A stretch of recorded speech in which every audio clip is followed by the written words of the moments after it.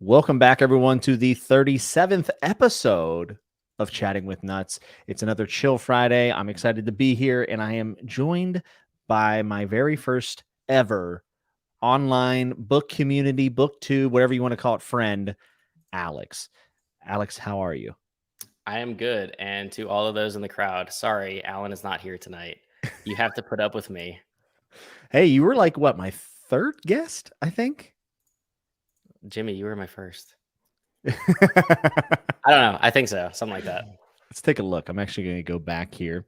Look up the playlist. It's been a while, but, I was thinking about it, and, we started at the same time on BookTube. We both jumped in. You since just dumpstered me and left me in the dirt.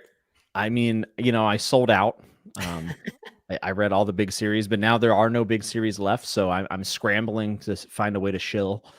It's tough. It's tough. Well, you did do manga, so now that you have Berserk under your belt, the next logical step is Avatar. Well, or One Piece. Let me tell you something, Alex. My Berserk videos do terrible. But I do them anyway, because that's what matters. I love them. Oh my gosh. It's like kind of a secret on the channel because it's just me and my best friend from my entire life. And that's super fun, though. Yeah, so it's like 50% Berserk, 50% me and him just riffing about life. So it's like kind of a lifestyle. Basically just chatting with nuts, but talking about Berserk. Yeah. It is.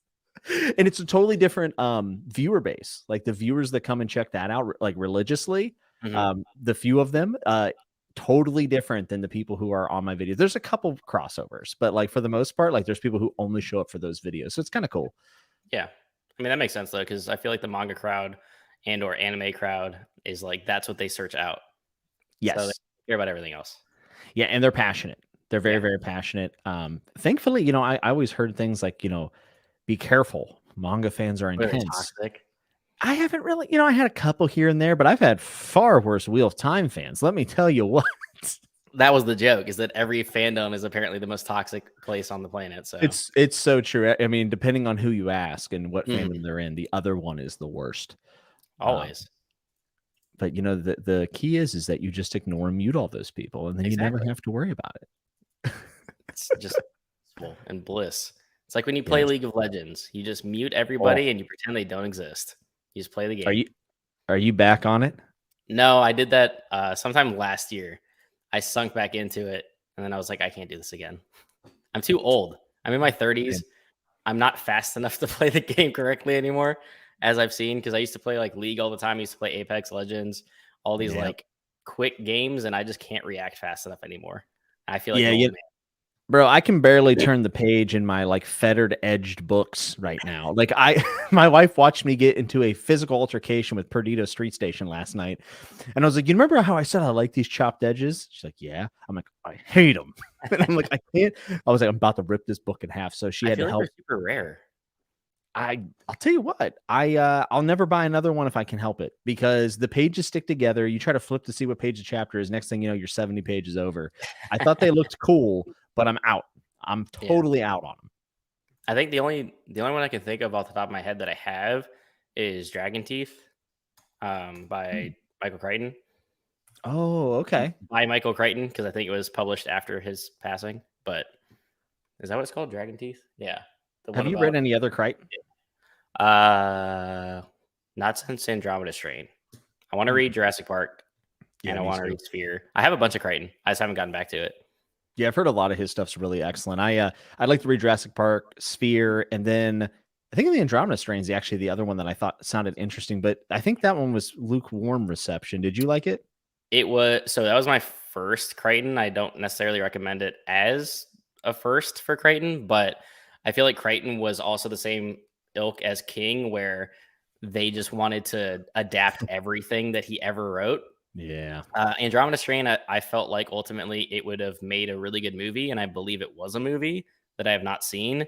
My main issue with it was the concept was super cool, but I felt like there was a ton of Crichton just like flexing his scientific knowledge on the page that he would just like go chapters at a time of just like talking about science that didn't really like do anything with the book. It was just like, I'm just going to talk about science for a little bit, which is cool. But I was like, can we get back to the story? Because the story is actually kind of sweet.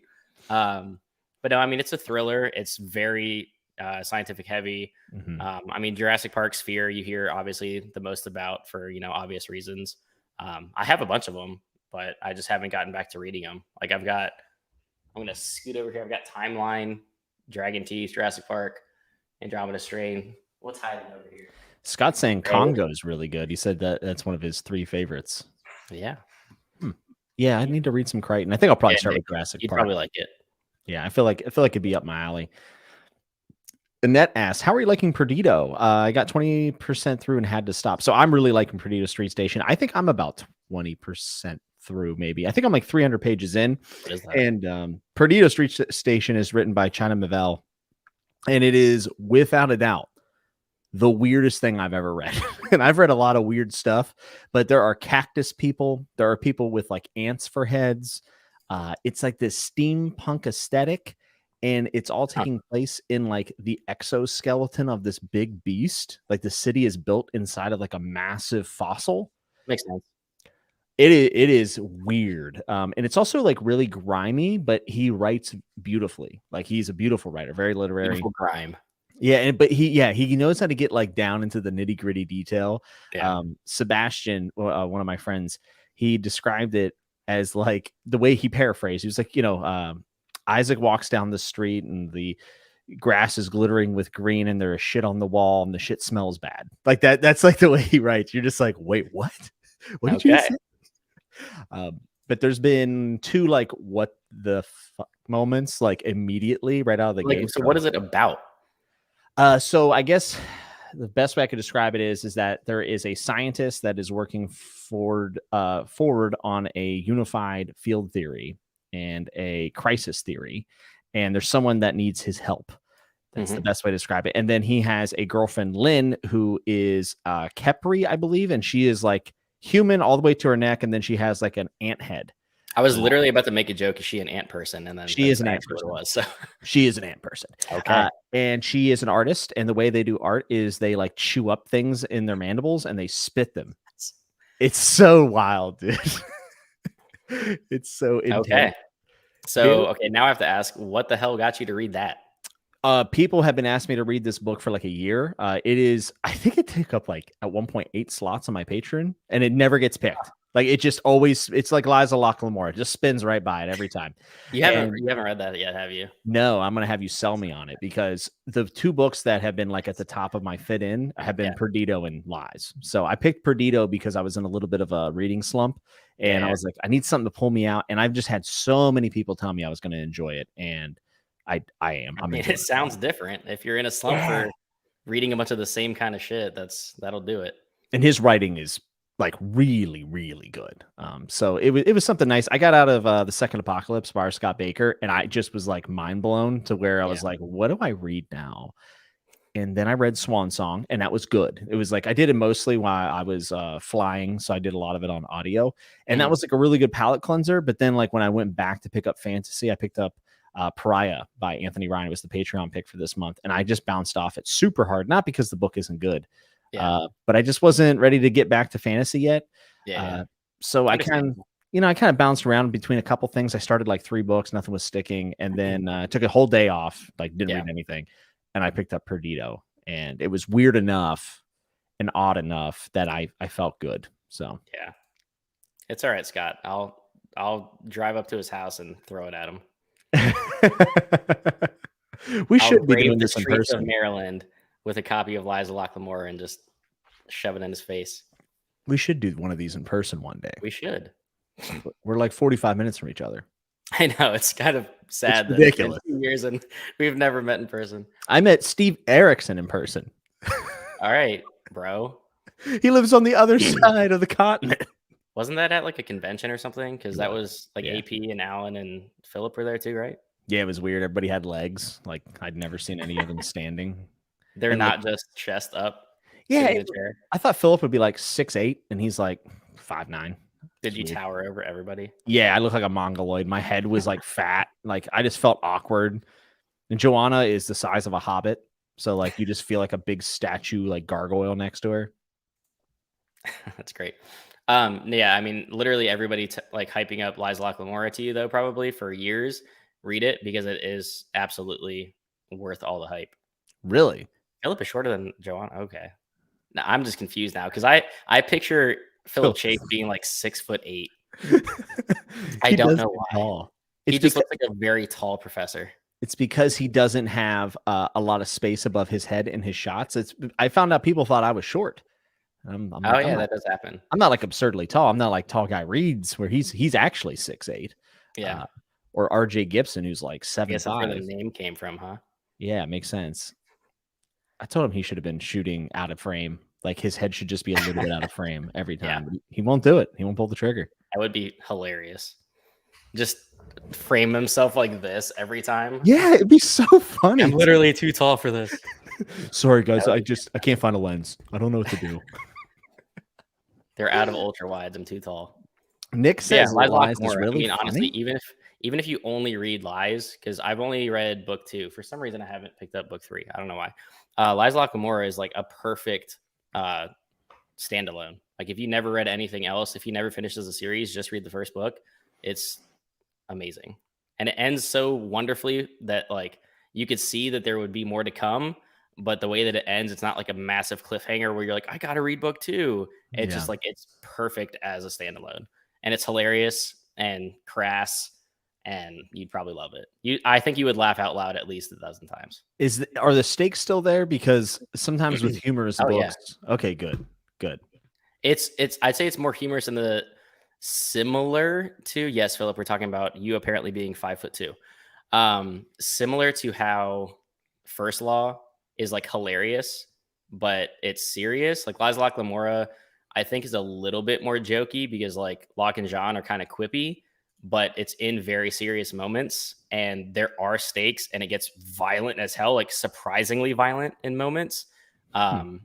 But it's also hilarious. Like I laughed out loud just because the Scott Lynch's writing is so funny. Like the kind of dialogue that he makes his characters have, like their dynamics back and forth, is just hilarious. Or even if he's describing something, like I laughed, I think in the first couple of pages when he was describing Locke and just basically saying like Locke steals so much that if somebody was like trying to save his life, he'd like steal the needle and like die laughing, like just to be a dick. So So is there a reason why you think that, like, because Lies used, I remember when we first joined BookTube 2 years ago now, 2.5 years ago, dude, Lies was everywhere. Like that was the thing. Everyone's, favorite friendship in a book and top 5. And now I feel like the last person I heard talk about this book was you. And that's before because that, I took forever to get to it. yeah, but no one really talks about it anymore. Do you think it's just because he hasn't written the next one? I think one, it's that everybody has already talked about it, and it's been forever since he's written the third book, and there's like no end in sight because he literally just like stopped writing forever, and now he's kind of getting back into it and wrote some like novellas or something. So maybe it'll continue, but I don't know.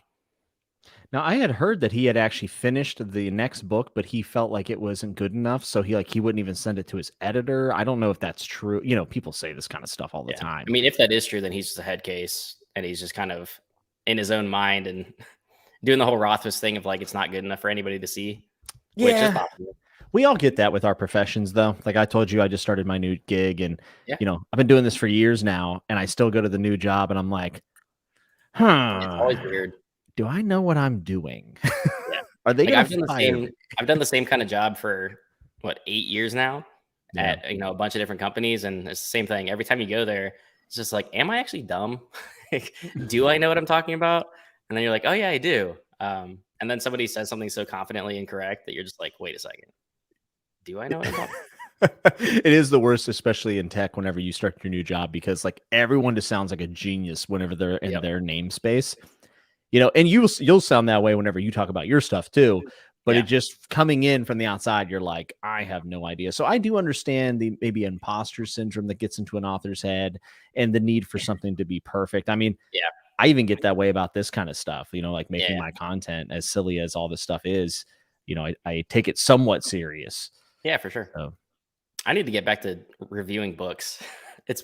I've been on like a hiatus accidentally of just not reviewing book because I used to be on a groove with it. I'd do like 2 to 3 videos a week. And then for obvious reasons, I slowed down.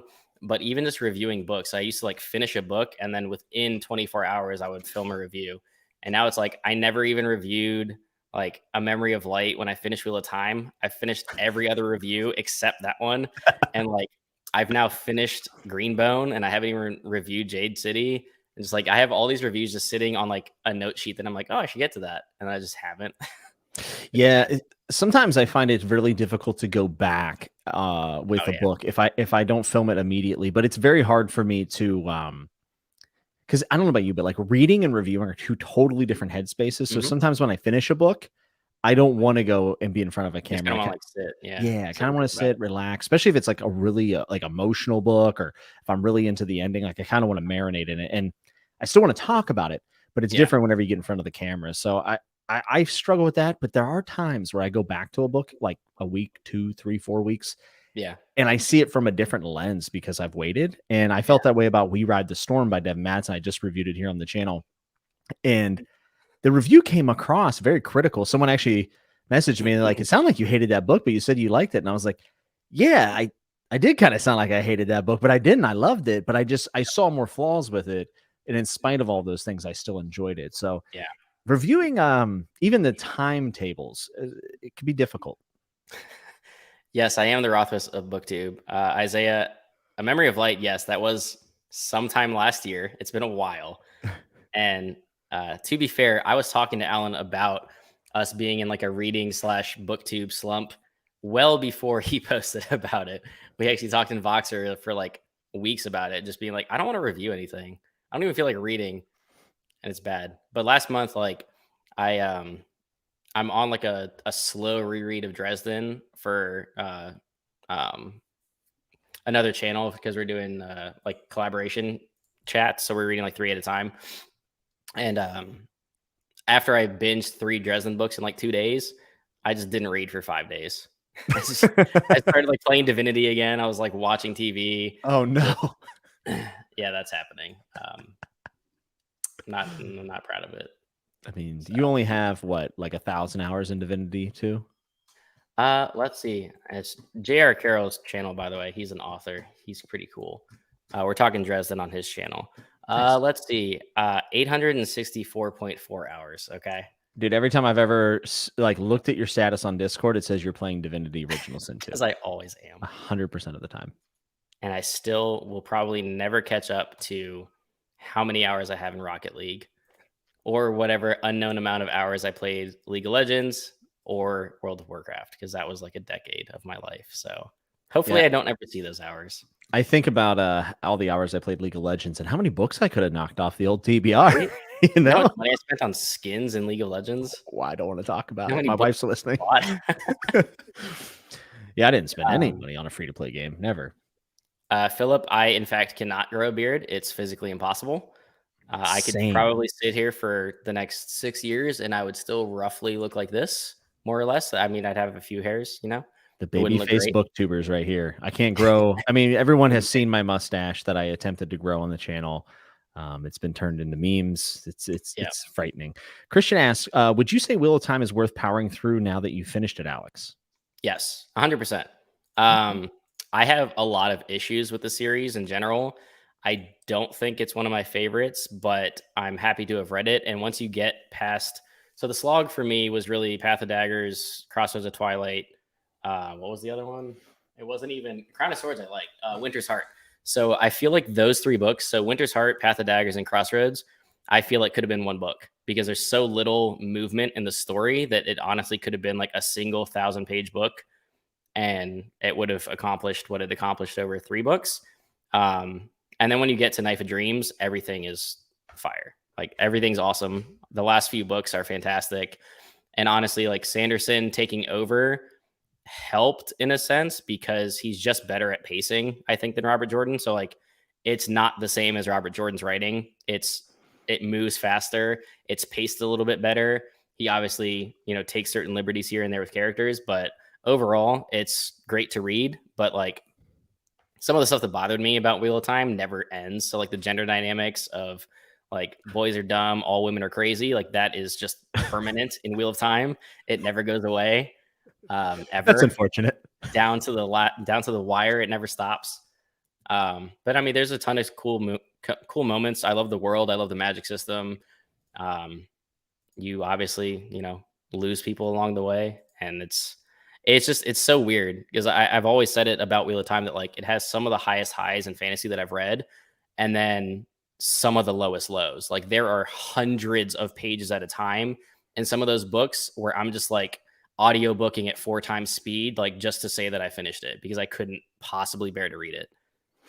And then there's certain parts of it that are incredible. So yeah, I won't lie. I get an itch every now and then to pick up what's the next one? Lord of Chaos. Every now and then I'm like, man, banger. It is slow, but the end of it is like one of the coolest moments in the entire series. maybe I'll throw it on audio one day because for some reason I want to like the series, probably because I bought all of them, and they're sitting up there. I have the entire thing in hardcover, and I was like, I got it. Yeah, you're invested at that point. Yeah. It's a wrap. I do love the world. That's like the one thing I got to give Robert Jordan. I always, whenever you finish A Song of Ice and Fire, the list, what should you read next? Wheel of Time's always on that list, and I couldn't disagree more. But the one thing that he did do very well is he did really nice job with the separating the cultures out, making them feel distinct. Whether or not they make sense is a totally different subject. But the towns, Camelin, I know those places, and they did feel tangible. So I got to give him that. And that's what kind of makes me want to get back in the series a little bit. I know it's never going to be my favorite. Yeah, it absolutely makes sense as one of those series that like it's so well realized, and he clearly put so much effort into just creating like a living, breathing world. Mm-hmm. It's just the stuff that he chooses to focus on for so much of the books isn't what I care about. So like if you're the kind of person that really wants to understand, like you don't just want to follow your main cast of characters, like you want to know everybody everywhere all the time. So it's like imagine Stephen King, right? So like Salem's Lot, for example, you meet every damn person that lives in Salem's Lot. All 65 of them, their daily routines, their jobs, their extended family, but it's one book. Now imagine you do that for 14 books. And you have to know everybody. You got to know 2,000 Aes Sedai. You got to know every farmer that ran passes on the way.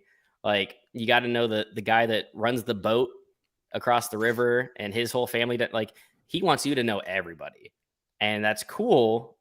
But that's to me like I understand where people come from when they say it's just like padding or like meandering or it's like unnecessary information, because there are so many times throughout the series where you will go chapter after chapter after chapter and nothing will have moved forward because he's just talking about other stuff happening in the world, which is cool. But it's like, I want to progress. Yeah. And that is a fine line because some people will say that's their favorite moments, Dance of Dragons. Depends on the kind of reader you are. Yeah. Dance of Dragons gets that, and Feast. And I love those moments. Those like kind of down moments.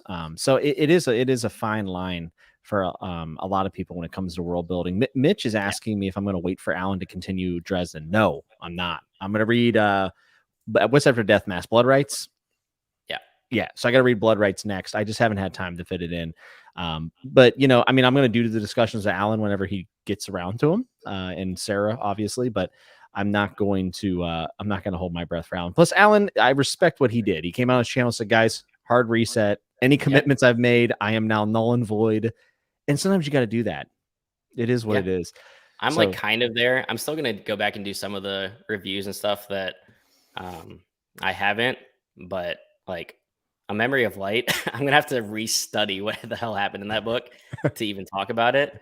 And some of the other ones, like I'm just going to ditch. But like luckily I didn't do what Alan does, where he just says yes to like every collaboration and like buddy read to where he's just swamped and can't do it.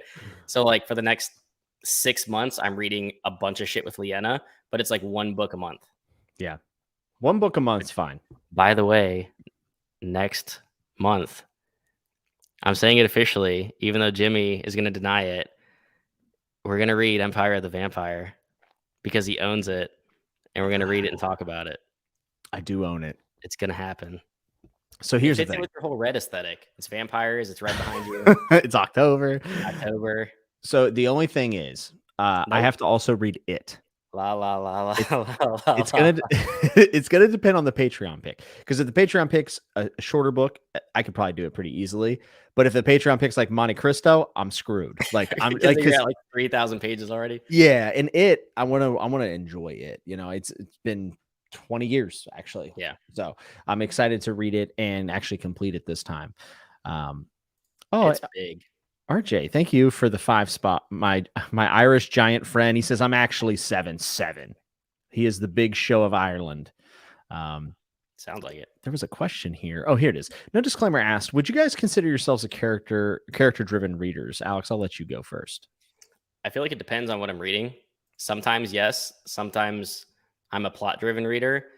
It kind of depends on the genre and the book, like the style it's written in. Mhm. Um, so I'd say it's a mix. That's kind of a cop out answer, I guess. But like, if the plot, if I had to weigh them against each other, probably characters are more important because First Law is absolutely carried by interesting and engaging characters.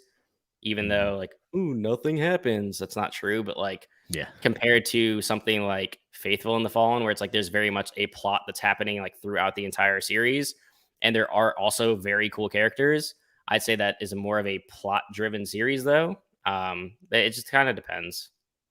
That's a bad answer, but that's how I Well, feel. I don't necessarily know, especially after you read for so long, like being a character driven reader, I don't think describes me because like I read for all different types of reasons. You know, like Yeah, when I picked up Perdido Street Station, I wasn't thinking, oh, this is going to be a slice of life. I said, let's get weird. yeah, So there's different aspects. And I think if I only read character driven stories or like and when I think of that, I think of slice of life for the most part. yeah. Uh, it would be kind of a mundane reading experience. So I like to see that the people who can mix it up a little bit. And also like it's hard to get invested in a character if the plot itself, no matter how slow it is, Mhm. isn't kind of engaging, right? Like Yeah. Fitz isn't going in and doing the most majestic things of all time or the most hyped up things of all time, but what Fitz is doing is going through turmoil and going Mhm. through everyday things. So even though the plot is very slow and it's kind of simple, at least in the first few books, Yeah. I still think that that's a plot driven story because he's doing things. Yeah. So I don't know if I would call myself a character driven reader. I definitely do like slice of life though, so I guess that might be an answer. um, I'm a sucker for a slice of life. Yeah. I feel like if we're talking about like Farseer specifically though, because I still haven't even finished Live Ship, so that's what I know. Farseer is kind of a balance though, because it's absolutely like a character focused book because it's from Fitz's point of view and like you're Mhm. experiencing everything that he experiences and you're in his head the whole time. But I mean, there obviously is a plot that really takes off in like books 2 and 3 because book 1 is very much about like just bearing all the shit that he goes through. Yeah, I mean, there's moments in and even in the future series and Realm of Mhm. the Eldlings, it slows way down. But Yeah. because I love Fitz and because I think that the perspective writing is very, very strong, I happen to enjoy those moments, even though some people might call them meandering and whatnot. And that's kind of that fine line that we talked about. Yeah. Um, Also, it's kind of interesting because someone can be like a really strong perspective writer, and the character might itself not be the most like standout, compelling character of all time. But if the Mhm. perspective is written well enough, I think that that can actually propel a character, further up in my head in the rankings. I think even Erickson, like he writes a lot of indirect characters, but sometimes his perspective choice is so strong that it actually elevates the character, even though whenever then I explain the character, they're not that interesting. So Yeah. there's so many different ways of crafting a great character. You don't have to have the most elaborate backstory like Fitz. You can do Mhm. very little. In fact, I think Le Guin is like the master of doing it all. And Yeah. her characters, she gets them over in a 200-page book, which is crazy. It's crazy. I mean, it's kind of like King, right? King doesn't really Mhm. need a lot of time on a page to make you understand and fall in love with characters. Yeah, I think King is probably the best at immediate connections. I think Mhm. like I read the first 2 chapters of Fairy Tale. I'm actually going to shelf it for now, not because Yeah. I didn't like it, but because I felt like the conversation around it was starting to affect my expectations, and I didn't Yeah. want it to be ruined for me. I just wanted like I've been really looking forward to it, so Yeah. I'm going to Yeah. wait a year, wait till it dies down a little bit. But man, those first 2 chapters, I cared about like 2 or 3 characters, and I was like, man, this That was is like when I read great. Pet Cemetery. Like as soon as you meet Judd, and I'm just like, oh, this cuddly old little man talking about the Rudd. I love Loved Judd, it. dude. Oh, you don't want to go down that road, right, Da? What a great adaptation, dude. Oh, the audiobook? Well, the audiobook by Michael C. is great, but the TV movie back in the day for Pet Cemetery in the Oh, yeah, the 90s. older one.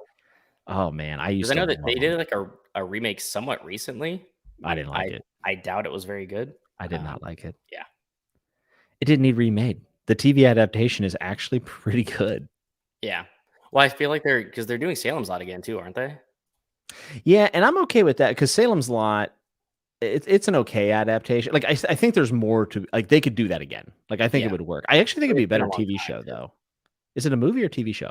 It was a movie in like the 80s, I No, think. but are they doing a movie or Yeah, a they're doing a TV? new movie. Okay, I I think it believe should be a so. TV Am I show. making shit up? Is it a TV show? I hope it's a TV show. Is it? It says film. 2023. It's a movie. Dude, So you're wrong. well, no, I'm fine with that. I'm saying I hope it is. I wish it was a TV show. Yeah. I feel like it would probably be a better series because there's so many characters. Like you could do a lot with that cast, I think. But also, I feel like Salem's Lot is one of those where like you could at least for an adaptations purpose, you could cut like if you're gonna do a movie, you're gonna have to cut like 90% of people that are introduced because you can't spend 2.5 hours like introducing the entire town. But if you did it in a mini series or like a 10 episode like standoff like one-off series, then you probably could. Well, you know what comes to mind? Midnight Mass from Netflix. Yeah. That did you watch it? No, dude. Oh, you first off, you got to watch that. But secondly, they do a town building. It's like this little like remote island off the coast, and you get to know everybody on the island, and it has its own dynamics. I mean, it is incredible. One of the best TV shows I've ever watched. Nice.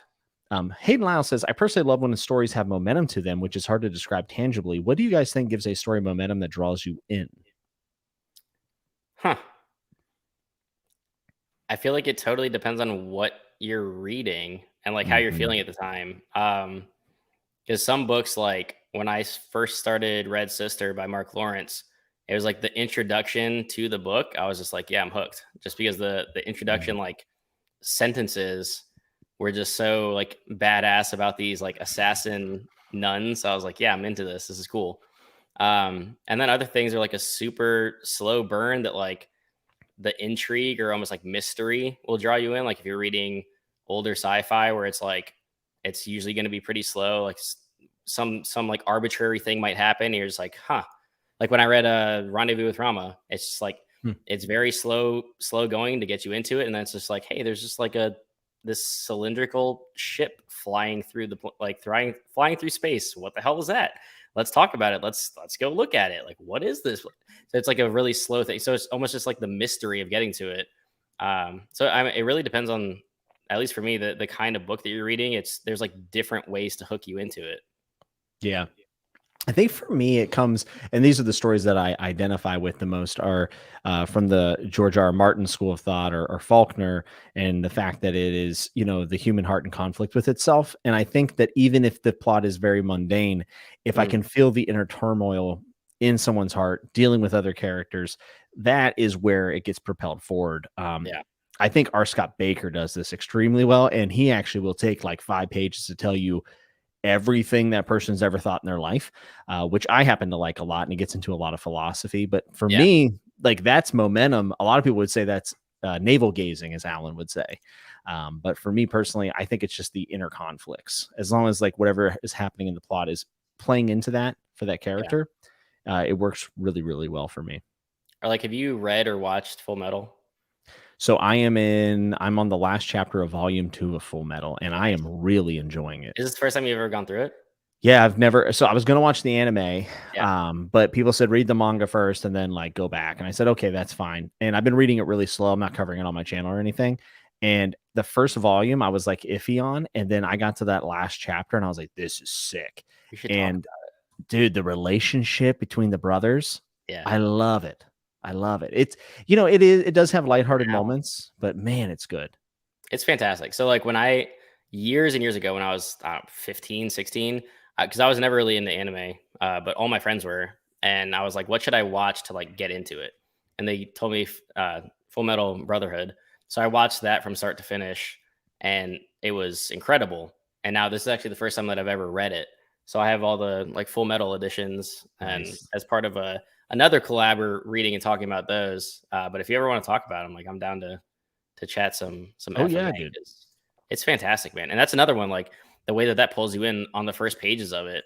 You're just like, what the hell is going on? Like, dude, like this dude is in a suit of armor and his soul's attached to it, and Ed's missing limbs, and they're like trying to do alchemy to save their mom, and you're just like, what the fuck is this? It's Yeah, and crazy. it's like based in our world, right? Mhm. Like that's kind of the vibe I'm getting, and I don't know, it subverts a lot of expectations, like right out the gate, that are like personal biases. Like the big brother that is in the metal suit is actually the little brother. He's Yeah. younger and And it's so weird funny things because like they always that. play on they play on the height dynamics and like the expectations constantly. Because whenever somebody Yeah, meets them, it's so they just true. assume the big suit of armor is the older brother, and he's just like, no, he is, and he's just like, the whiny blonde kid that's always throwing fits and yelling about being short, but he's the older, more mature brother. And it's just so good.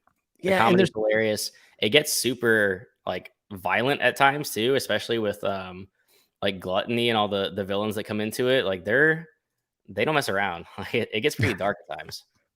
yeah, I'm telling Yes. you. Yes, the Cowboy season is officially over after one game. Um, all the injuries, including your starting quarterback, is never a good thing. And Yeah, yeah, see y'all next year. it's rough beats, isn't it?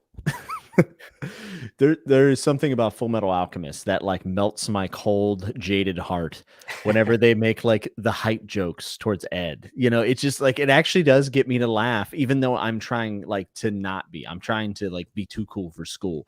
It makes me It's feel a so little bit good. young again, but it still It's so has good. like real themes. Like I think that's the thing that manga has shocked me is that like once you get past How some deep of it the actually visual, is. yeah, and it's just Yeah. like there's like a lot of thematic value to it if you can Mhm. just get into the visual medium. Yeah. And then you have the art, which is a whole nother version of the storytelling in itself. Like Yeah. Berserk is on another level. Yeah. Like the way he messes with colors, black and white, like obviously not actual color palette, but like black and white, Yeah. really, really interesting. And I love Vinland Saga, as you can see. The lights are kind of harsh on them, It's all but very red. well, no, there. Now you can see it. Yeah. Uh, Yeah. Vinland Saga, the first 4 volumes. Volume 4 is probably my favorite manga I've ever read. One of my favorite story like beats I've ever read. It's really great. Yeah. Well, I guess we'll get into it now. I was gonna wait, but no disclaimer says overall thoughts on Rings of Power. I'll let you go You start, first. or Oh, you you want want me me to to go start? first? I'll start. You want me to start? Or you want to start? I'll start so you Okay. don't sound like such a hater, okay? Because Listen, you're a hater I'm is what not it a comes. hater. I You just said expect good TV out of a $1 billion TV show. you you said the female dwarves don't have beards. I'm out. I'm definitely not one of those dorks. Which, by the way, they have sideburns. I saw a little Yeah, sideburn. yeah, some sideburns. A little No, something going on stuff like there. that doesn't bother me.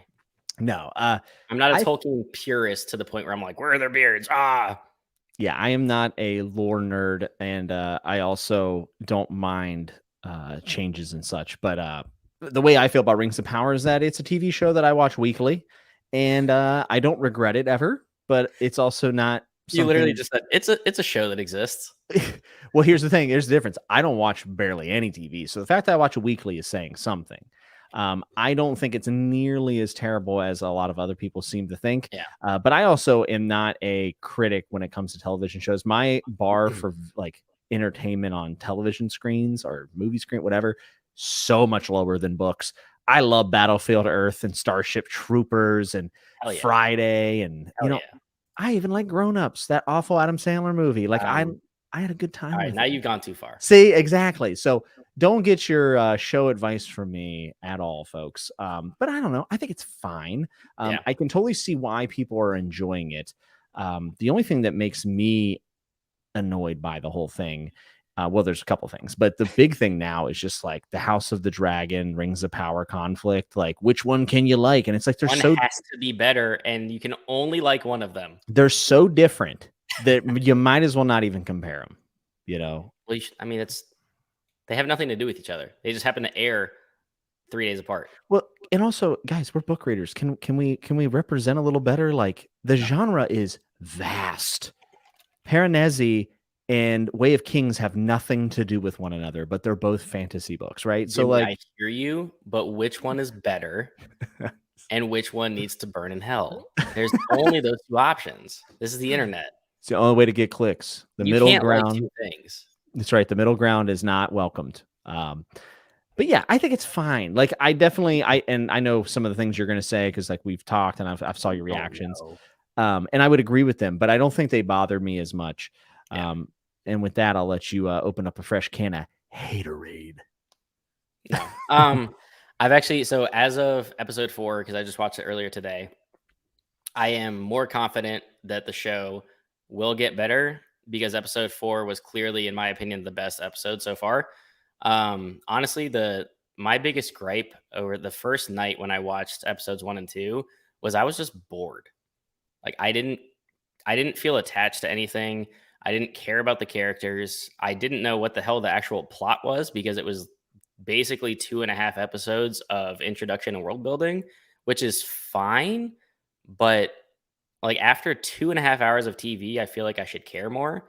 And at that point, I was just like, I almost fell asleep halfway through the first episode. It was, people say it was a slow burn. For me, it was just slow. It was like, why is nothing happening? We're still being introduced to other characters. Like it was 10 different introductions. That is uncalled for, sir. You have a gorgeous beard. It's not fair. I was just bored. And now I'm a little bit more invested. I feel like some of the character arcs are starting to unfold and the story and plot is starting to move forward. Mm-hmm. Now I like it more, but it wasn't like, I don't know. It wasn't bad. It wasn't good. I was just kind of like, this show is there and it's fine. And I feel like I should feel more than that for how much damn money they put into it. But also, I understand their the restraints put on them by what they have access to, where they have to tiptoe around what they can and can't do with the material because they only have access or the rights to what they're adapting. It's only the second age. They can't talk about the third age. They can't talk about the first age. They can't talk about damn near anything except some appendices and second age. So the timeline's going to be made up. Characters are going to be made up. I don't know. It's okay and it's getting better. Now after episode 4, I was like, okay, I kind of like that episode. So hopefully it just continues on that. And they're already signed on for 5 seasons. So like I feel like it's just going to keep getting better as we actually get more into the plot and things happen. So I have confidence that it's going to get better, but I kind of felt that way after a few episodes of Wheel of Time. And then it just like the legs came out from under itself and just completely fell off a cliff onto a spike. So yeah, and not to defend Wheel of Time, but they did have a lot of, a cast member leave, COVID. There were some reasons maybe that it didn't come together at the end. And I'm not one to defend that show because I thought Matt leaving the cast aside, there was so much wrong with that from the jump that it was like you're already starting off on a bad foot. Like with this, I can accept that it's not going to be true to any real source material because they don't have a lot of source material to adapt. And I don't know. We'll see. Yeah, the way I kind of feel about it is I was okay with it being slow because knowing that they have 5 seasons and they seem like they have a lot of confidence that it's going to make it all the way there because they get to call their own shots because it's from their own studios. I was kind of like okay with going along for the ride. Yeah. I do think by episode 3 they started laying down some pretty interesting threads, right? Yeah. So you have Numenor, which is pretty dope, and then you do have the Meteor Man. You're like, what's up with that? And then you also have what are the dwarves obsessing about in that chest? Who knows? I haven't watched episode 4, by the way. So I thought there were some threads, but I feel like the ceiling is very high for that show. Like it still has room to grow, and it doesn't feel like they're damned yet. So for me, it's like, well, let's see what happens. I will say I hate the action sequences. I've hated every single one of them because everything's on like a bungee and it just feels very Hollywood-esque. It doesn't feel kind of raw and gritty. Yeah, I mean, that's one of the biggest issues, sorry, for me visually, is that they spent all this money and it looks more like the Hobbit trilogy than it does Lord of the Rings. Hmm. And I say that in the sense that Lord of the Rings, obviously, because of the way that it was filmed with film grain and everything, it has a more grit and realism to it. But there was a lot more practical effects. There was a lot of there's something that just feels too polished about this show, Yeah, I where agree. in some parts of it, it just looks totally fake. Where like Yep. really far away shots look fantastic because you know it's CGI, you know it's really well done, it's not zoomed in. But then there's moments where like the characters are so clearly standing in an entire room that's just a green screen room Mhm. that it immediately bothers me, and I'm just like, this doesn't look right. Like I think it was the first episode when Galadriel and all the elves are on the boat. Like the sweeping shot going to them looked great, and then when it zooms in, it's like a front on shot of them all standing on the boat, and you can just tell that everything behind them is so fake. And I was like, it literally looks jarring to me. And there were so many moments like that where I was like, this just doesn't look quite as good as it should. And then when you have the warg in, was it episode 3, Mhm. y'all could have done better with that. Let's be real. I had a problem with episode 1 when Galadriel's in the cave and the lightning's going off, and I'm like, oh, that's studio lighting. Like that's literally like I can tell it's not lightning. And for some reason, and I'm not, again, like I told you, I'm not a big critic when it comes to movies and TV, but like it just kind of bothered me because I was expecting more from the production, I think, for the money. But it does look fantastic. I I like agree. the music. I've heard some people kind of crap on the soundtrack, but I actually think the soundtrack's rather good too. So I don't mind it. I think it's fine. yeah, it gets me in the mood. You know, feel like I'm going on a little bit of a quest, but then I get stuck with the Harfoots, and I'm like, good lord. The Harfoots, sorry, I'm literally trying to resubscribe to Hulu right now because my wife is like desperately trying to watch Handmaid's Tale and needs a fucking Hulu She login. just turned on the news. Um, the Harfoots clearly exist to have the Meteor Man. Meteor Man be like a thing. All it is. Like they're the least interesting part of the entire show. Mitch said, "Got to go to my arraignment." Bye. All right. Dude, Mitch is the funniest person I've ever met. Dude just stays cracking me up. Also, ladies and gentlemen, we got him. We got him. Philip Chase is reading manga. Nice. He's in volume 2 of Vinland Saga, and I've been trying to get him there. I would just like to say, Philip, I am like 10% salty at you, 90% kidding. But like, I'm like, Philip, you would really love Vinland Saga. You should take some time and check this out. It's a different medium, but you like comic books. And he's like, oh, Jimmy, I would love to. I just don't have time. I'm the professor. I'm so busy. And You then have Murphy, time for whatever you actually want to do. That's the thing. well, That's here's the Murphy comes on his channel and goes, you should read Vinland Saga. He goes, I will read that. Murphy. Oh, thank you. Okay, Beard. We see you. If we could throw another 0 behind my subscriber count, maybe, you know, Philip would take my recommendations. But that Murphy bump. I mean, to be fair, I'm full of shit. I told everybody that I would never talk about manga on my channel. And then Elle was like, hey, you want to read FMA? And I was like, yeah, let me buy all of it and read it immediately. Here's the thing. It's storytelling. Yeah. You know what I mean? So like if it's a good story and I can get into it and, you know, it doesn't have, you know, the things that I dislike about anime, which are like, you know, the big, you know, every Japanese RPG, just, you know, way over the top, like wacky, goofy moments. Yes. So, I mean, that's the part that always bothers me about it. And I watched and read all of Naruto, and that never went away. Like those are the parts that I was just like, this is dumb. Yeah. And I love JRPGs. I played Final Fantasy X probably 37 times from start to finish. Like Final Fantasy is my shit. And there are some major JRPG moments when I'm just like, guys, what are we even doing here? Yeah, I mean, I play them all, but I always cringe. And my wife hates it. She's like, "Oh, another corset, sick." I'm like, I know, but Female the outfits. gameplay's sick, dude. I got this combo on Dragon Quest. You know, this is a great question from TKDBB316. Says, Alex, I have a question for you. I have a new reader friend that asked me to pick a series between Greatcoats and Dresden. I haven't finished Greatcoats. So out of those two, what would you recommend? And you said, I would say Dresden by far, but Greatcoats is significantly shorter in that it's 4 books. I'd say it depends on what you want out of your stories. Dresden, I feel like, starts very much kind of like a noir urban fantasy, and it's kind of like a villain of the week for a couple of books. and then it expands and it gets bigger and better every book to the point where it becomes a full-blown epic fantasy, and it's fantastic. That's hilarious. The books read super fast. They're always basically nonstop action for the most part, and they're fantastic. Greatcoats is very much popcorn fantasy. I think it's incredibly fun. If you don't care about plot convenience and here comes the cavalry moments and a ton of Deus Ex Machina, you'll enjoy it because listen, Matt, this is the problem. All right, see now I have to do it. Now I have to see what you guys make me do. This is the issue. Because here are my bookshelves, okay? This is what you make me do for the TV. By TV, I mean internet. Hey, look, there's Stephen King. There's my King shelf. So here's the thing. This is all built in. Here's my computers. Here's me. Hello, internet. Behind me, when I do live streams, there's not a whole lot going on. Why am I like struggling to do this? There's a big empty wall. See, what you don't see is the potential, everyone.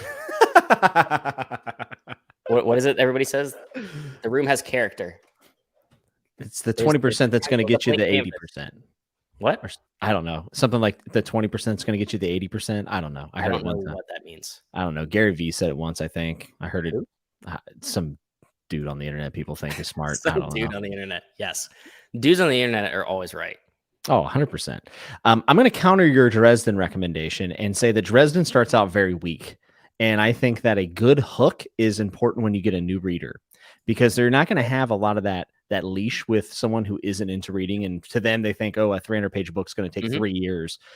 And Greatcoats starts out good, right? Isn't book one? Greatcoats has a fantastic hook. The cast is great. I love their character dynamics. I love their dialogue with each other. They're hilarious. It's very much like popcorn fantasy, swashbuckling adventure. But honestly, book 3 almost made me completely stop, because Saint's Blood derailed that series so hard for me that I hated so much of what it did for the series. And then Tyrant's Throne book 4 was back to normal, and it was great. Nice. So I loved it the whole way through. I thought it was fun. People will have very serious issues with how convenient a lot of things are that happen in it. And some other things, but Dresden is just my favorite ongoing fantasy series, so I'm always going to recommend it. But I mean, it's long. It takes for a lot of people, it takes a few books to get into it. I loved it from Stormfront, so I had no issues with it. I didn't think Stormfront was as bad as people made it sound. No, by the way, I mean, it's clearly like the weakest Dresden book, just from a writing perspective. Like the first 2 to 3 books, like by far, are weaker than the rest of it.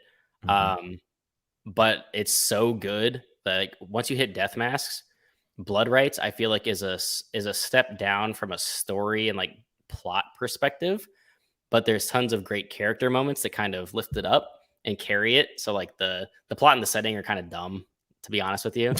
But you're not making me want to read it. No, it's hilarious for what happens, but like as far as like a plot that it circles around, it's silly and dumb. But there's a lot of great character moments. But then literally as soon as you pass Blood Rights and you get to Deadbeat and everything else is just like 5-star, 5-star, 5, like for the entire series. Unless you're one of the weirdos that gets the battleground and hates one thing that happens and then like wants to rip all your books up and burn them like a crazy person. Those weirdos. It's fantastic. And everything Deadbeat and later is just incredible. Well, the fact that you're already rereading it says a lot, because you're not a big rereader. Because I remember when we did the A Song of Ice and Fire reread with Leanna, you said, I don't know. That was the first time I had reread it. Yeah. The only reason I am is because I was invited by J.R. Carroll and to do a collab. So it was me, him, Sarah, and why am I forgetting people? Sarah's always around, man. She's always collabing, because me and her are going to do Monster, the manga. We're going to do discussions. I'm behind. I need to catch up to her. Joe's friend joined us, whose name I'm slipping because I literally never remember people's names. I always remember faces. So if I ever see you in person, I'll never forget, but I will forget your name immediately because I'm terrible. Bookish Chaz, that's who it is. So we were doing, they had already done books, I believe 1 to 3, and then they invited me on for 4, 5, and 6. And then in October, we're doing, the next 3 and 3 and 3. So every 2 months is 3 books.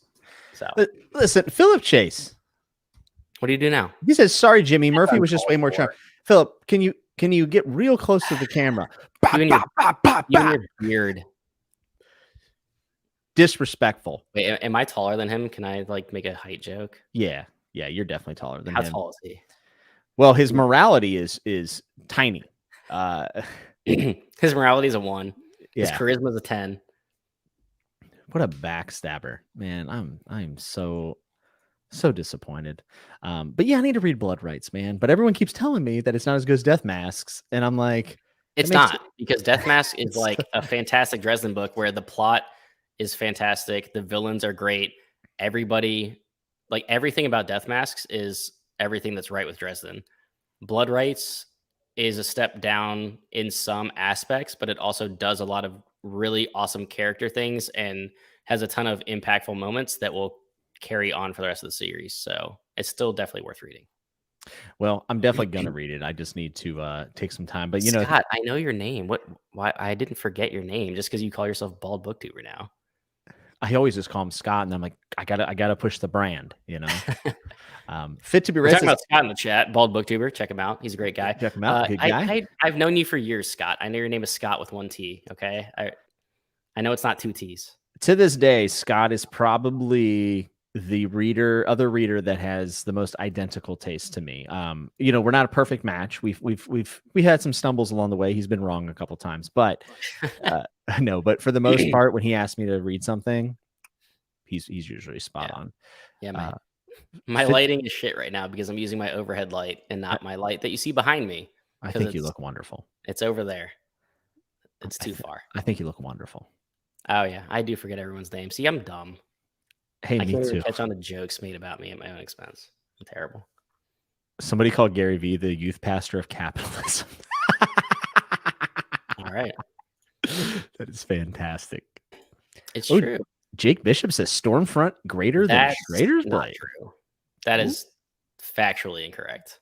But, okay, Jake hates Greatcoats, and it does so many things that his brain and realism can't wrap its head around. It's like the moment in First Law when someone throws a knife at somebody and like decapitates them or whatever. That Jake's just like, that's not possible. It's full of moments like that. Yeah, Jake is Mr. like ringmail wasn't a thing back in the medieval time. Did you see that dragon though? That was sick. I don't know why I gave him a Missouri or Mississippi accent because he's from Canada. But that makes sense. I mean, that's what he sounds like. If you've ever heard him, that's exactly what he sounds like. You have to stick to what you know. Exactly. Yeah, every time Jake talks about Guy, he goes, Guy Gavrica is my favorite. That's what he always sounds like. It's weird. It sounds like, if I close my eyes right now, you sound exactly like Jake. All I need is some curly hair and a cat in the background of my videos, and I pretty much have it nailed down. Exactly. He does have a pretty slick intro to his videos, though. Does he? You used to have an intro on your videos, didn't you? Yeah, I used to. Me too. And then long ago, because when I first started, I was like, I really like Mike's intro to his videos, so I'm going to try to do my own version of it.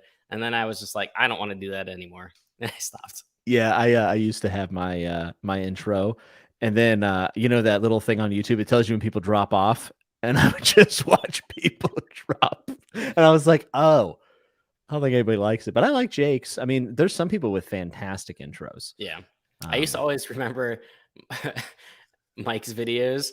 It was like 20, not even like 15 seconds long.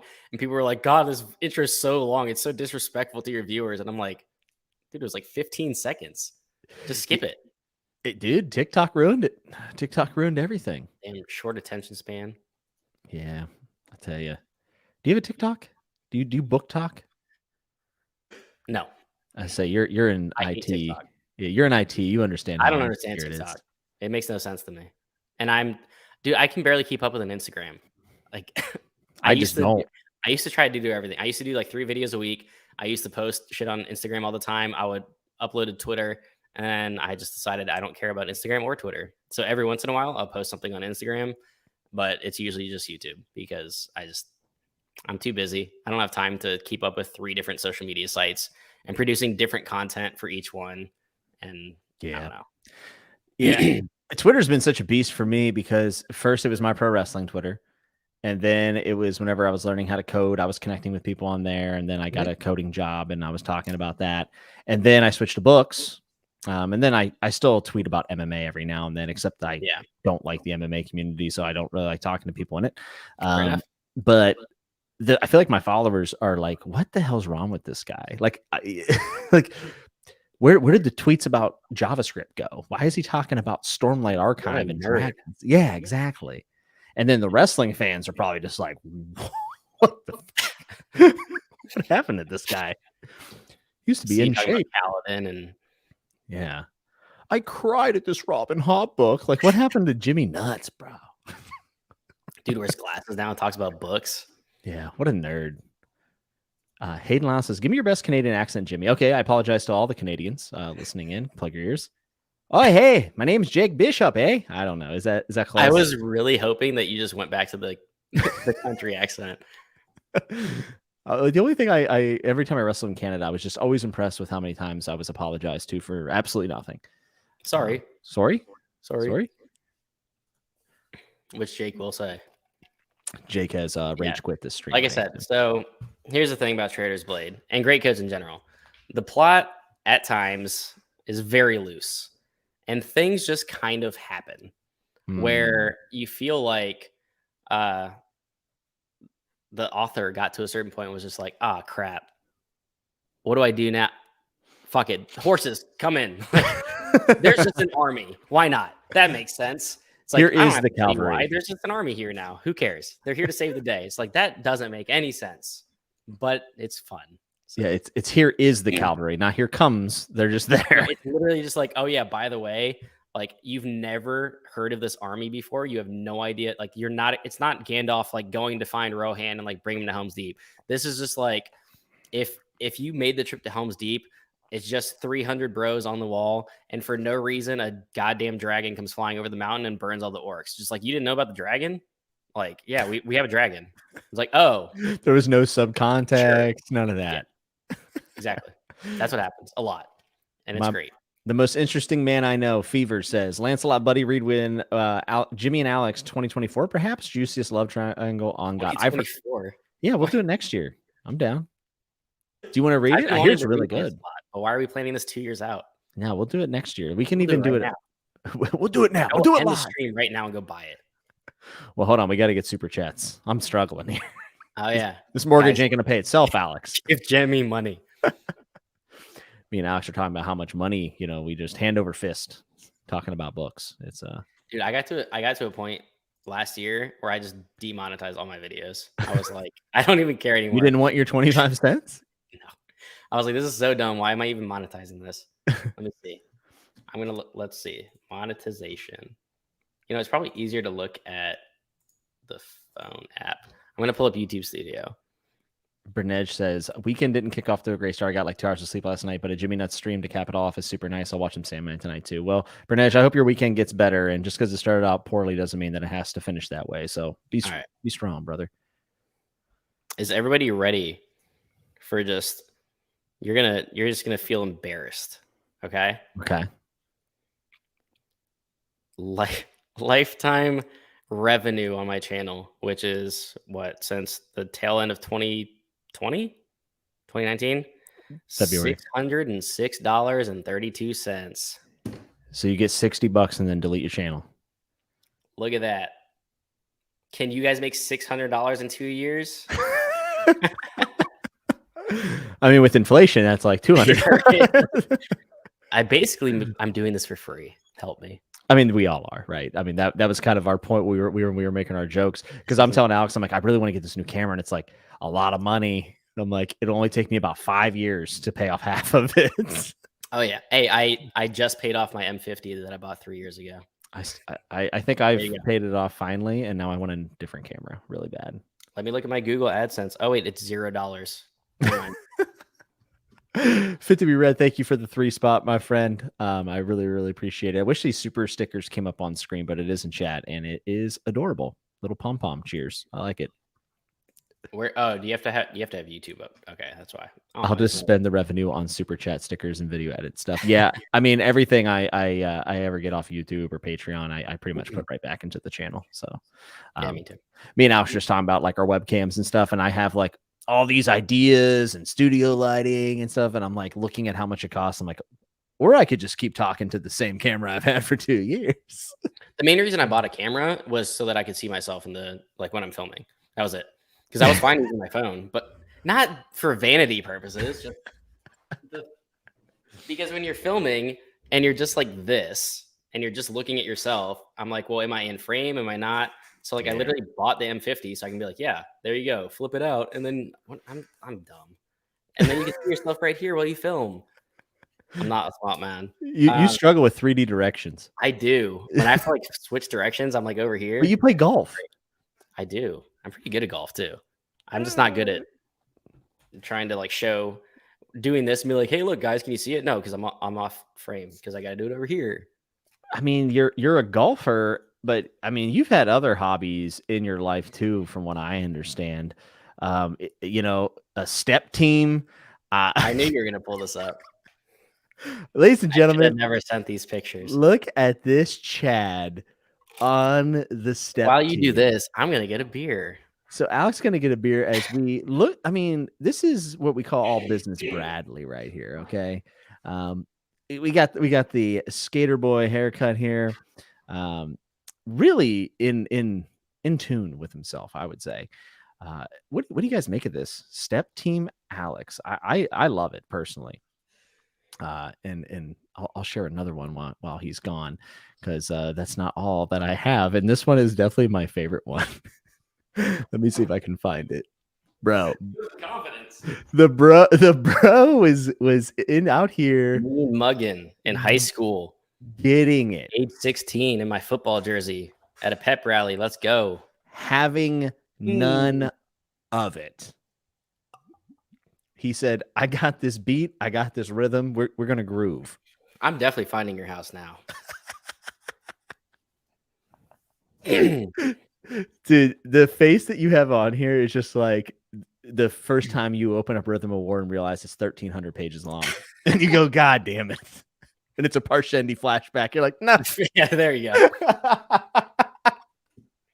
The first time you get to a fucking science lesson in Rhythm and War, and it's like, this again. Oh man, did you go in on Sanderson's Kickstarter for the figurines? Of course, no figurines. No, but you did the secret. I did the project. Secret book thingy. I did not do that, and I'll have to see. I think if one of them like pops off, like people are like, "Oh, this one's like awesome," I'll pick it up. Ebook. I mean, I have no expectations for any of it. It was just yeah. With which pose? Step on me, Captain. Yes, everyone. I did 4 years of step team in high school. That is a thing that happened. And there is a video that exists on YouTube somewhere in like 140p that you can't even see any of us in because the quality's so bad of me stepping at States in South Beach, Florida. And it's the worst pixelated thing ever. So you were traveling. Yes. You were getting it, dude. Yes. So I don't know anything about stepping. Is it like you got served? Like, do you face off? Like, how does this work? I mean, you go to competitions and you compete against each other. Yes. Not like simultaneously. It's not like Stomp the Yard movie where it's like a joke of. That's an interesting question. No, but I mean, you do compete against each other. Yeah. So we went to States. I mean, you perform as a team, and then you either win or you don't. I mean, I don't know what to say. You either bring it or you don't. Exactly. You gotta bring it. But to the Kickstarter thing, I didn't order the figurines, but my God, they're cool. I thought they looked awesome, dude. They're sick. Green guy. How much are they? They're a lot. Let's take a look. Actually, I'm not going to look it up because then I'll get down a rabbit hole.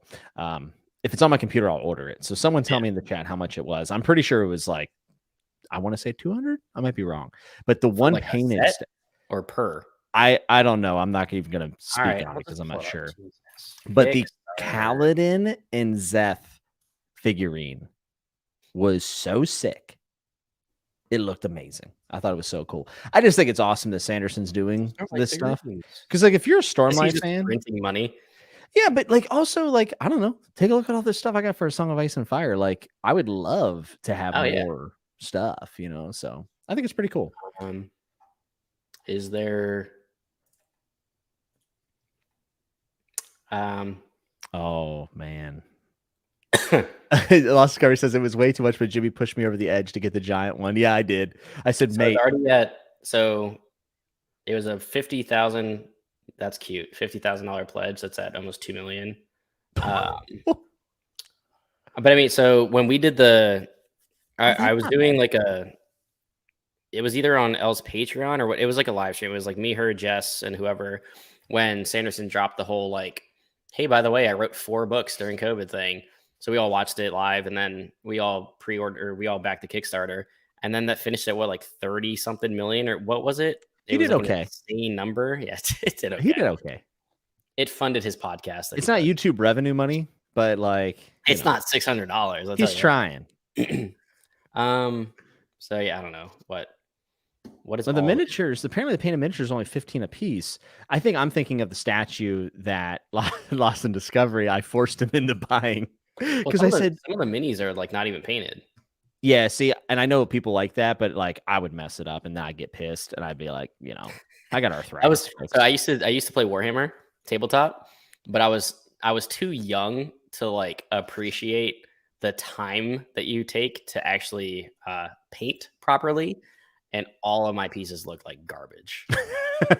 And Warhammer is expensive as hell. So when you're like 14 trying to play Warhammer, you can't even build an army.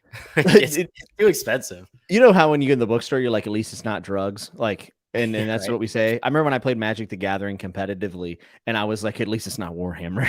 Like that was like the next tier. MTG used to be my thing. Like I spent thousands of dollars playing Magic the Gathering, and then finally just stopped and like sold all my cards. But trying to keep up with like standard and just buying new sets all the time was just like, nah. Yeah, I couldn't. I had to get out. Nick says, but if you've ever looked at any miniatures at all, they are all that expensive. Yeah, that's true. Oh, it is. D&D, Warhammer. That's what I'm talking about. Like you're buying minis. Like if you're playing Warhammer, if you buy anything that's not like, if you buy like a set of smaller ones that you have to take apart and you have to paint and you have to prime it and all that, like just that is probably $30 to $50. And then if you're buying like a single like big piece to your army, it could be $50, it could be $200 depending on what you're buying. Yeah, and then you got to paint all of it, so you got to pay for paint and all kinds of stuff. Bro, here's the thing. So I bought this A Song of Ice and Fire tabletop miniatures. It's like Warhammer, and I've never played anything like that. So what I'm going to do is I'm going to bring it to your house, and then we're going to play it. I was about to say we're going to have a live painting session of your. I'm not doing any painting. I got bad vision and arthritis. That's a bad idea. Everything will be one color. I'll just throw paint on it. But we should stream ourselves playing the tabletop game. I think that would be a lot of fun. All right, let's do it. And we should actually schedule that. I would legit love to. I bought it. It was like $200, and I haven't even opened it because it's weird. I don't have any friends, so I don't have anyone. And my wife. So we'll do an unboxing, and then we'll play it. Exactly. I think it would be a lot of fun. And drink heavily. Yes, very much so. People are wanting to see if you still have the old two-step in you. I don't. Are you sure? I haven't. I literally haven't stepped since I was 16. So, I mean, unless you have more pictures that I showed you, no, I don't know any step.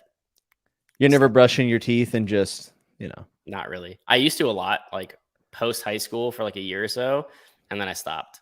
And also, my kids are asleep, and it would be loud as shit. If I started stomping my office right now, I would wake my entire house up. Would you say you would be stomping the yard? I would be stomping the floor. Oh man, that's too good. David Sloan says, finished Gardens of Moon yesterday. I think the difficulty is misrepresented, but it was definitely a tough read. Are the subsequent books more digestible, or is the level of difficulty similar? I would say it's similar. The book that I found the hardest was book 5. And it's because you think you're getting into a groove, and then he throws you into a prequel on a different continent, and you're like, I've never heard of any of these people or any of their positions of power, and they're all different. So I think book 5, in my opinion, is the toughest to comprehend. I do agree. I've only read Gardens of the Moon. I'm going to start Malazan at some point again. I did feel like it was overrated as far as like how, I mean, it's a book, like you read it. It's difficult in the sense that I felt like I was dropped into a world and a story that had been going on, and I wasn't given any kind of like build up or backstory to it, which is obviously intentional. Yeah. But I wasn't like, oh my God, I can't read this book. I don't know I was just kind of like along for the ride, but not like with the understanding that I'm not going to get everything for a while. Yeah, and I think that this is that's not actually that rare. Does that work? You can try. Let's try. You can try. I don't know if you can click on that. YouTube might auto moderate it out. If it does, I'll post it somewhere else. Yeah, but it's auto moderating. Okay, I'll send it to you. That is a very. Can I send it in the private chat in here? It's a very pixelated cell phone footage of 2008 of, I believe this is at a Herndon basketball game, like halftime, when we had like the step team and the dance team like do a thing together. Oh, so I'm there and you'll see me. I'm in the front. You weren't kidding about this quality. So yeah, this is 14 years ago. So oh my goodness, look at these splits. A little bit. Skip ahead. Do you get a solo here? So pause it. Okay. All right.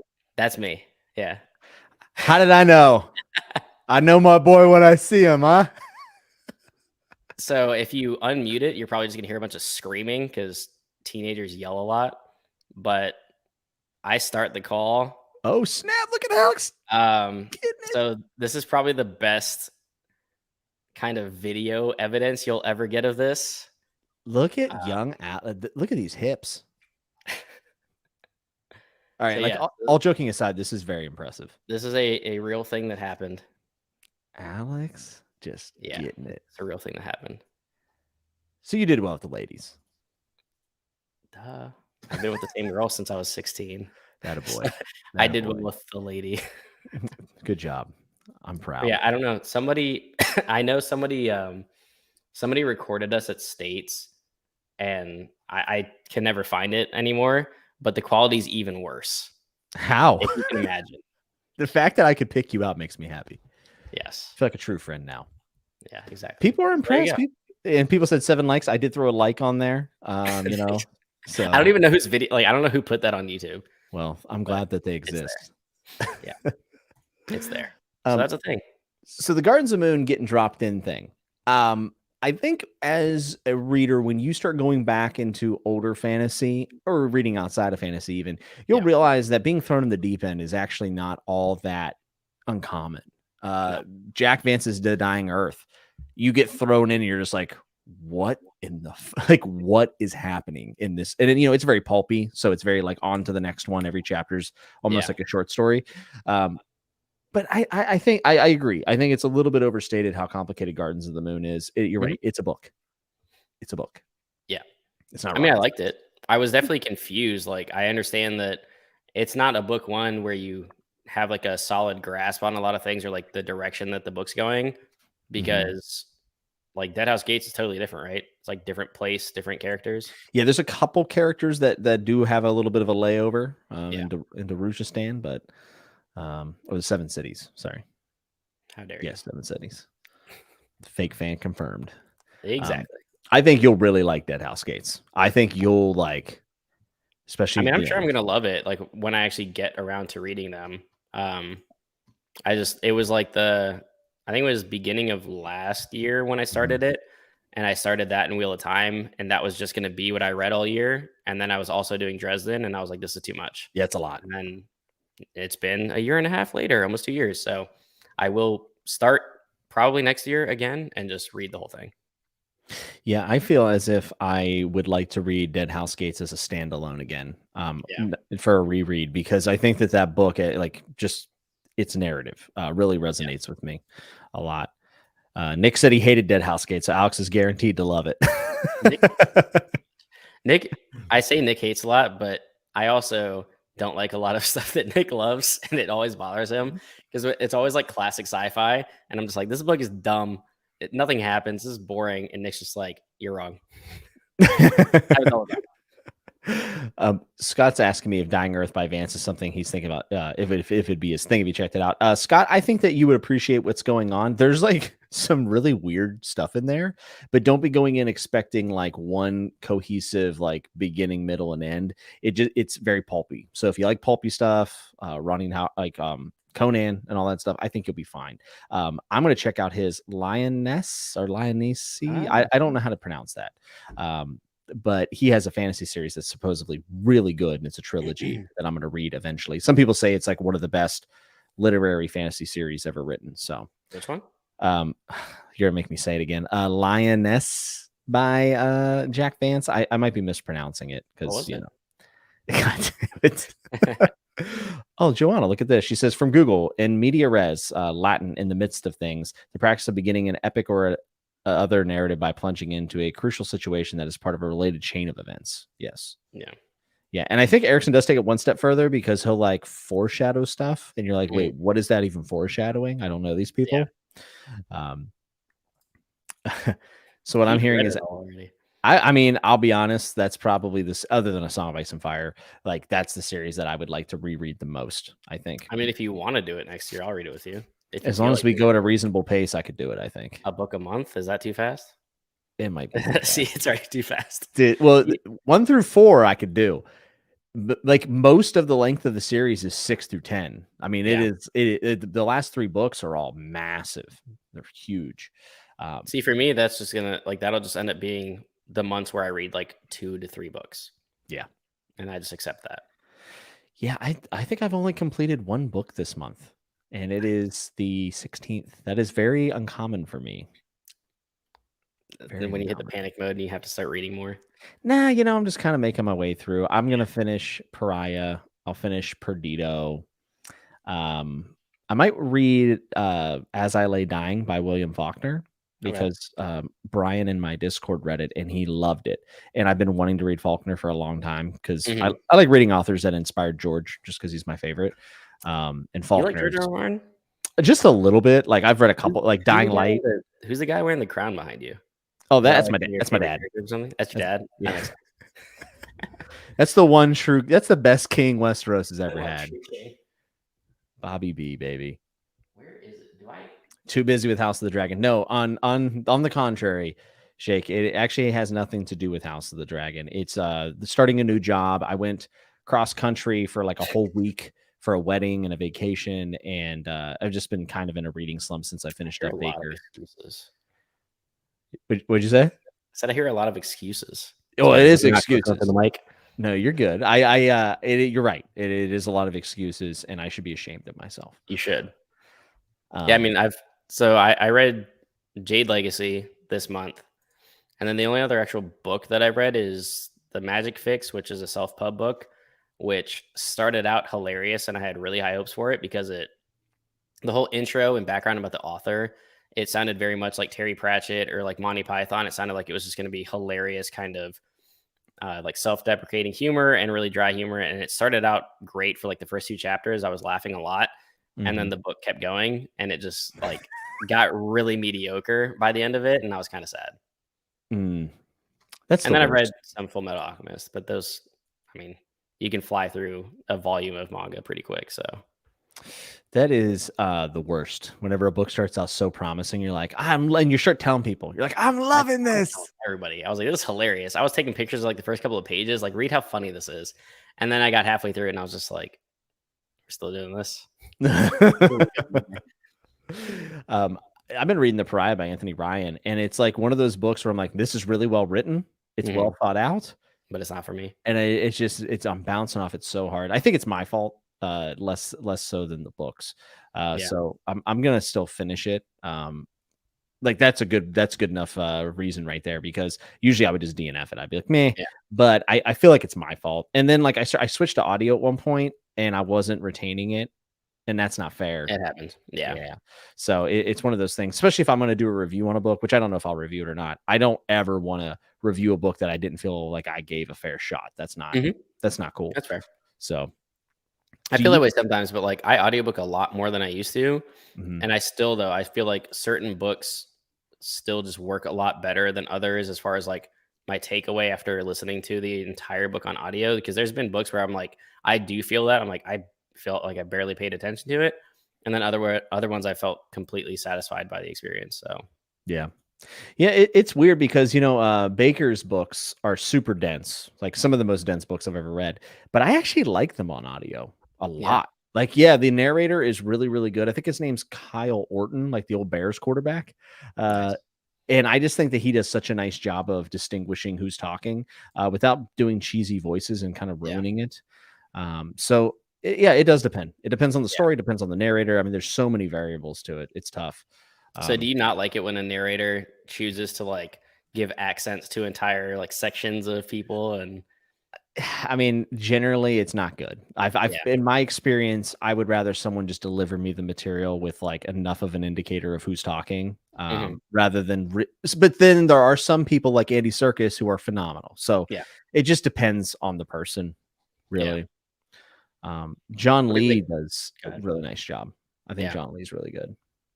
Yeah, because I mean, there's been some books like even because I did a good chunk of Greenbone on audio, and I actually really like the narrator, but like to differentiate like Kacon and Hispania, like these two like sections of the world, he gives like Hispanians an entirely different accent. So like when they're speaking Hispanian versus like Kekanese. So it's just like everyone just sounds like they have that same accent. So like it makes sense. Like I understand why he did it, but at the same time, I'm just like, oh, now they all just sound British. Like that's just what they are now. Because that's just like what he did with the audio. What about it's funny, I said I like John Lee, and Nick just said John Lee is the worst at accents. They are so bad. Well, he doesn't do accents in the book I'm in Perdido. At least that I haven't noticed. So that's my excuse. I'll go Yeah. with that. Um, Joanna asked if we DNF books. I do. Um, I'd say normally no, but I'm more open to it now Mhm. because there's too like life's too short to waste on books you don't enjoy. And if I don't like it, like maybe I'll try it again later, but I'm just gonna put it down. Like I got halfway through Do Androids Dream of Electric Sheep, and I was just like, I do not care about this whatsoever. So I just stopped. Nick Like I just got punched his monitor. a decent chunk into Snow Crash. Like all this is just gonna piss Nick off. I got into Snow Crash and I got to the scene where the Asian character Sushi K was rapping, and I was like, this book is garbage, and I put it down. Like Oh I no. just I there's there's times now when I'm just like, nope, I'm done. I'm not reading it. I DNF The Dark That Dwells, unfortunately. Like I thought that I was going to like that book. And as much of an action junkie as I am, I felt like hundreds of pages into it, it was just like reading a video game. I was like, there's Hmm. literally just random encounters happening that have no purpose to the story, and everyone's just in a random battle all the time. I don't care, and I just stopped. So you said being an action junkie. Do you feel like that has changed since you've read more books? Because I feel like I have definitely changed a bit. I mean, probably depending on the mood that I'm in, but yeah, I don't seek it out quite as much, and I've definitely found more appreciation of books that have no action in them. Like Mhm. depending on what it is, of course, like I loved Rendezvous with Rama. It is very much a everyone's talking for the entire book, and it's just kind of like Mm. an exploration. I Not love a it. whole lot happens necessarily, but I really liked it. Yeah, Baker has an entire section of 2 books called The Slog of Slogs, and it's a slog. Like, it's Nice. literally a slog, and it's amazing. I love it. Yeah. Um, and it's just funny because it's supposed to be kind of like this big campaign, but there's not that I mean, there's action, but Yeah. it's not Faithful and the Fallen type of action, you know what I'm Yeah. saying? I know. Um, So like something like Dresden, where there is always action, but it's almost like the structure of the books. Like it's not necessarily that they're always fighting, but it always kind of feels faster paced. And mhm. if that makes any sense. But it like Yeah. for me, like those books are just so easy to just kind of go through and digest. And it's not necessarily always just an actual battle, but there's always something actively happening, or like you're running from thing to thing. And there's always kind of like a intensity or like an urgency to what's going on. And I really like that. Um, Mhm. but obviously, like Faith Within the Fallen is 60% just like all out war with with each other. So All gas, no brakes, just yeah, plowing forward.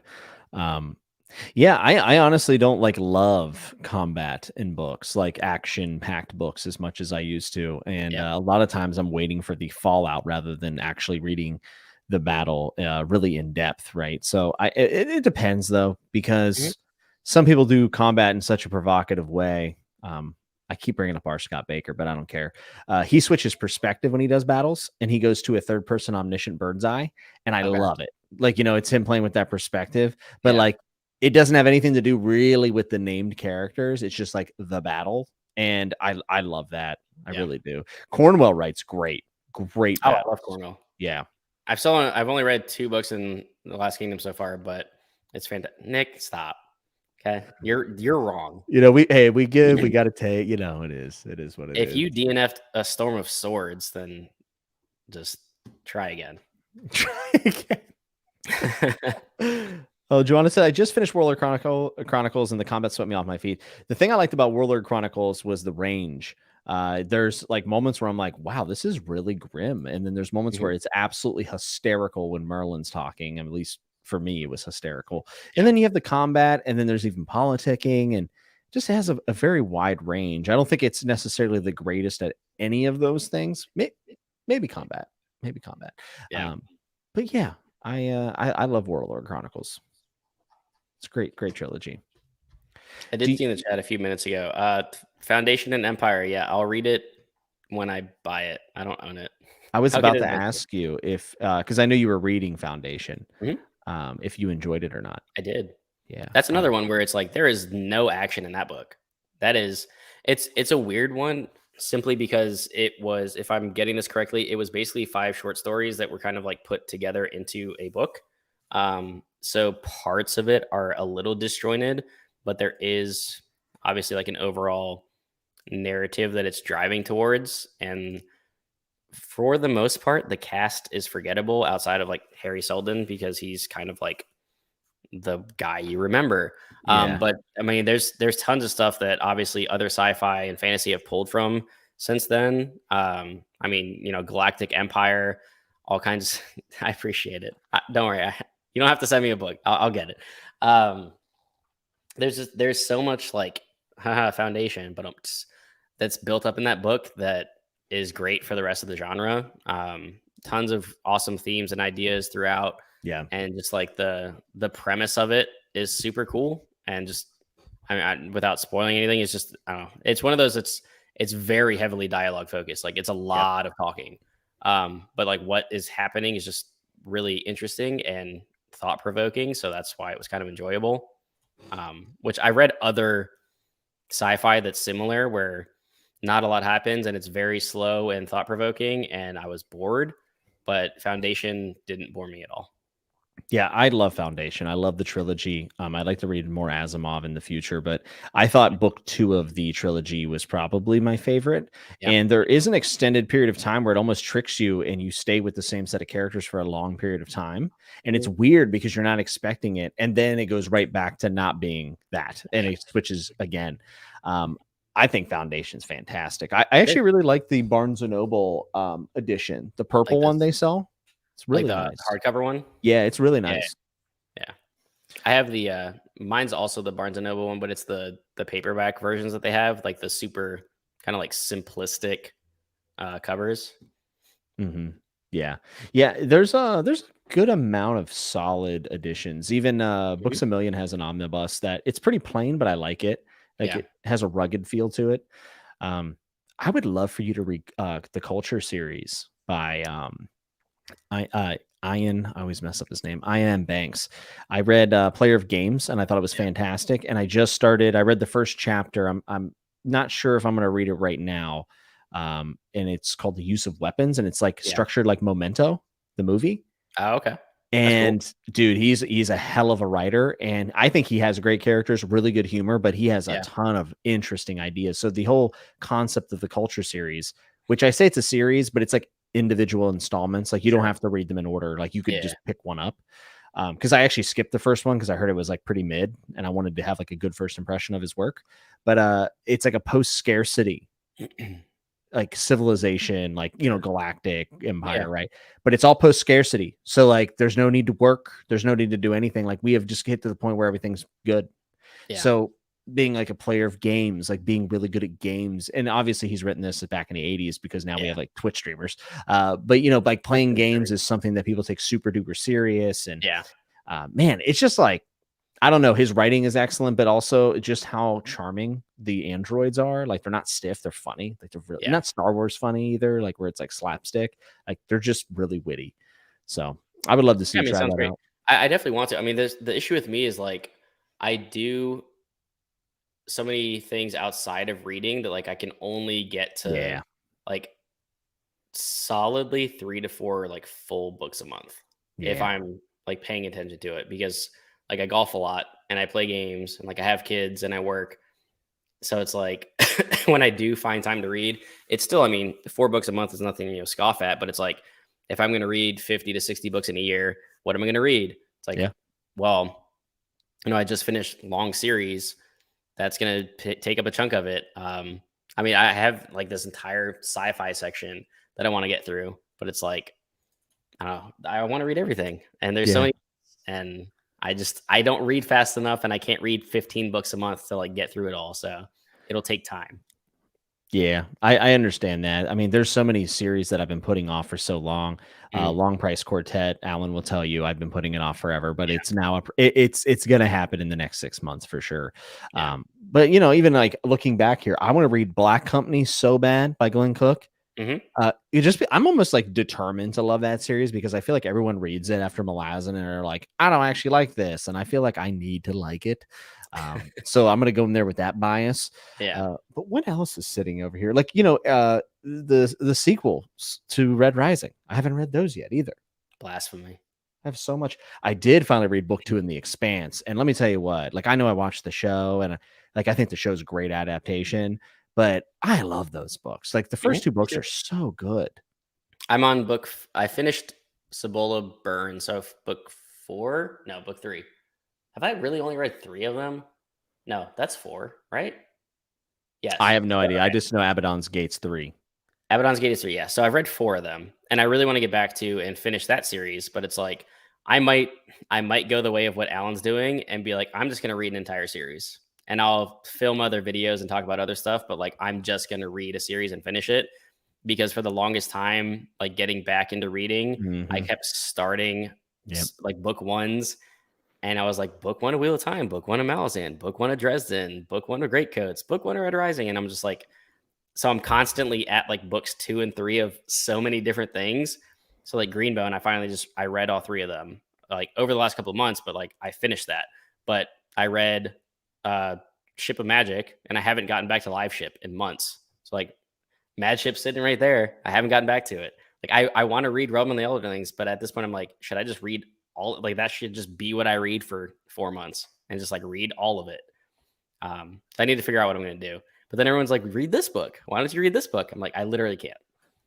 Yeah, I mean, there's always people recommending. Also, the movie's Memento instead of Memento. I'm sorry, guys. I have What do you brain. call it? Momentum? I called it Momento. It's Memento. So I yeah. The Fresh Maker? They're being mean to me. They're being mean to me in the chat. Stop bullying him. They're because he can't grow a beard. They're not. I'm just sensitive. That's what this is. Yeah, there's only so many books to read. And Ben Brown asked, "Have I read the Book of the New Sun yet?" No, I have not, and that is up there as well. I haven't touched it. I want to see again. There's so many books I want to read. Like I want to read Children of Time. I want to read that series. I want to read Hyperion. I want to read Contact. I want to read all this stuff that I own. Hyperion's kind of hot right now. I feel like a lot of people. There must have been a buddy read or something for that, right? Probably. Yeah, there had to have been. Yeah. I did. Red Rising's fantastic, though. I will always recommend that, especially past book 1, because book 1 I actually didn't really like that much, and I almost put it down 2 or 3 times when I first read it. And then Golden Sun and Morning Star are fantastic. Yeah, I'm excited to read the sequels. I'm gonna wait till they're all out though, because kind of what you said, like going into a series and just reading that series, that's kind of where I'm at as well. Well, So you can read Golden Sun and Morning Star because that is a complete trilogy. So books 4 and 5 have been out for a while. Book 6, I believe, is I've read the supposed. trilogy. I haven't read Oh, so Iron. you've read Golden Sun and Morning Star. Yeah, so I haven't read Iron, Gold, and Dark Age yet. Okay. Yeah. Probably plan on reading them sometime next year because I'm pretty sure book 6 is supposed to come out next year. And then he is now doing a book 7. So book 7 is going to be sometime after that because he announced it on Instagram. He dropped I believe the cover for book 6 and then announced book 7. And it's just because there's so much going on. I mean, the fact that it's multi POV and it's not just about Darrow, you have the time jump and it's really expansive from where I almost said Mistborn, from where Morningstar leaves off. It gets a lot bigger, like a lot more players in the game. But they're great. Yeah, I think for me, like, what's a really good example of this is like I really enjoyed Durfee's books, and the third one's coming out, and I don't remember anything from book 2. And I'm like, I kind of wish I would have waited till they were all out. Yeah, I'm gonna read book 3 at some point. Probably, I might wait till next year and then do all 3 in a row. I might reread the first 2, but I'm with you. Those are chunky. Let's get back on the just blitzing through one series train. I think I'm going to. That's what I mean. I kind of bounced between them. Like when I read Faithful and the Fallen, I finished them all pretty quickly. It wasn't necessarily back to back, like all the way through, but I think I'm going to have to do that a little bit more now just because I want to actually finish things instead of being, 20% into 10 different series. But, I feel you on that. I do the Patreon pick, so like that'll always be a random book, and I love that. It's always fun. But whenever my channel started to grow was whenever I was doing those bigger series and sticking with them.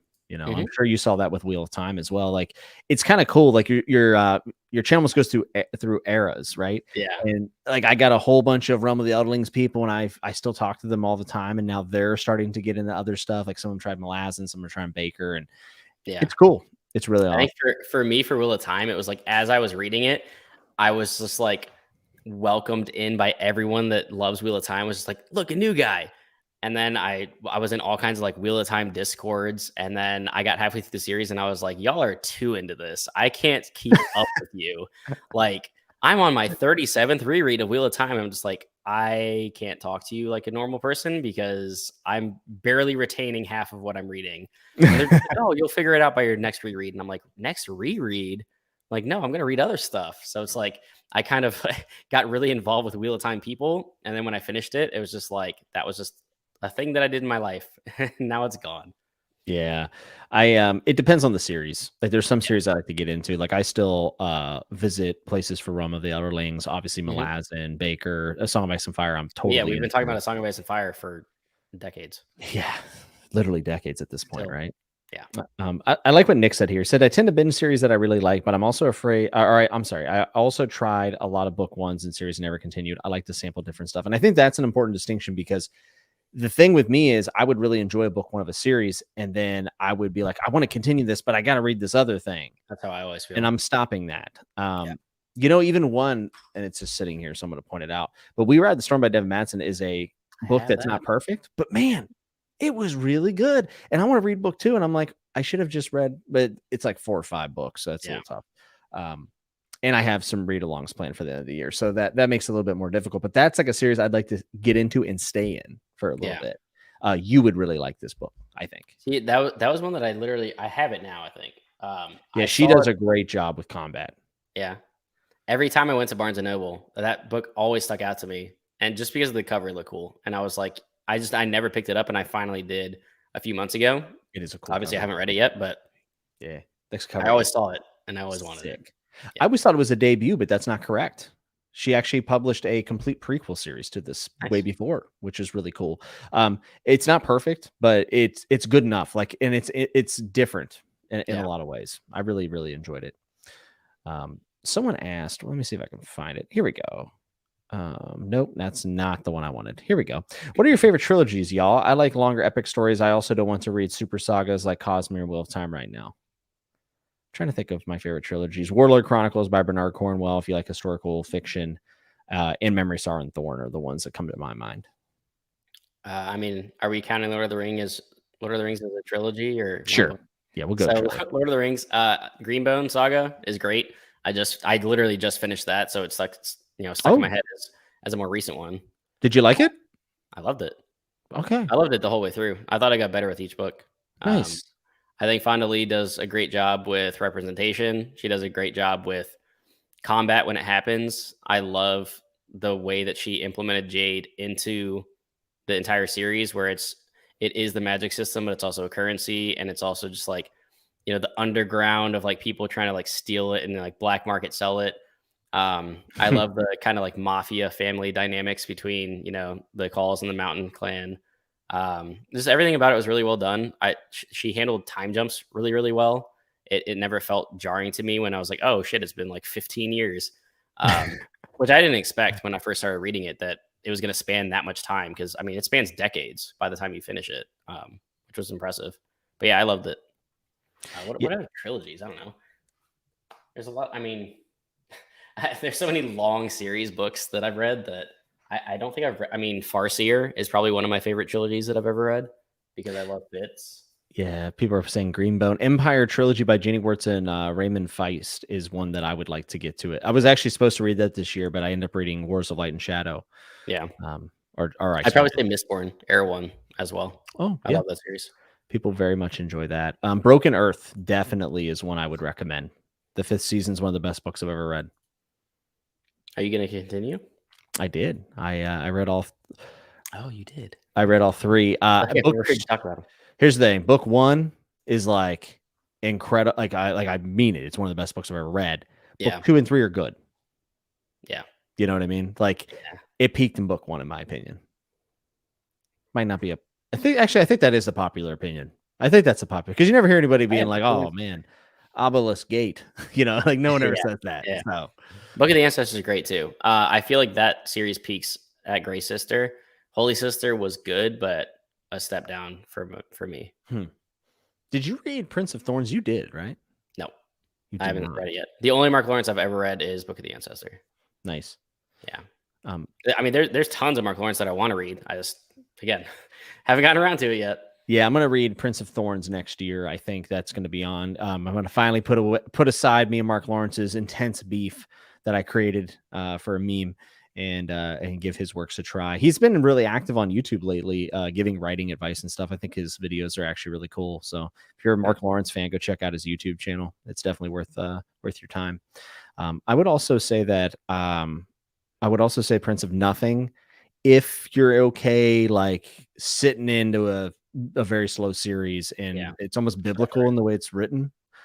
So it's very dense, but man, it's crazy.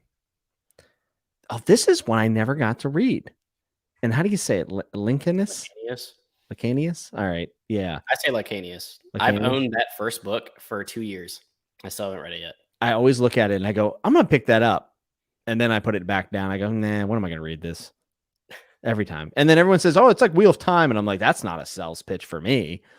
Like, I've heard that. And then a lot of people tell me that that's bullshit. So yeah, well, everyone also, I try. It's hard because, especially when we review books, we try to like relate things, right? Like, oh, this is kind of like this and that. But people get so carried away with it. And then it becomes like lore for a book, right?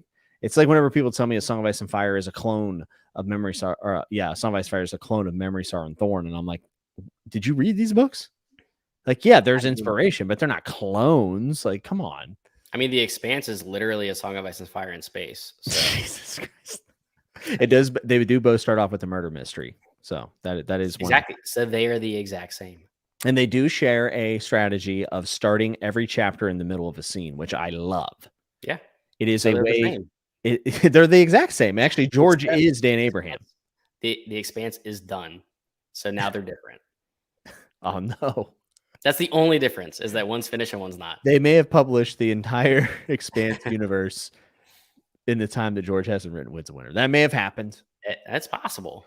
Who can say? Possible. Who can say? You can't quantify it. There's no way. There's no publishing dates. So, yes, trigger warnings for Prince of Nothing, though, be warned. Yeah, there's a Mother's Day brunch that's pretty intense. I mean, there's trigger warnings for like Prince of Thorns, even, isn't? Oh, yeah. I guess it depends on if you're triggered by things in books. Yeah. So yeah. The Wounded Kingdom by R.J. Haven't heard that Barker. one. Every time I hear R.J. Barker, I think it's K.J. Parker's evil brother. Does anyone else think that? R.J. Parker, yeah. It's his evil twin. That's what I think every single time. And also, when I went to Powell's in Portland, they had so much KJ Parker, and I was just like, Alan would be thrilled. And I wanted to read. I think it's Purple and Gold is the novella, and they didn't have it, so I didn't buy any of it, unfortunately. Random thought. Where are you at in Sun Eater?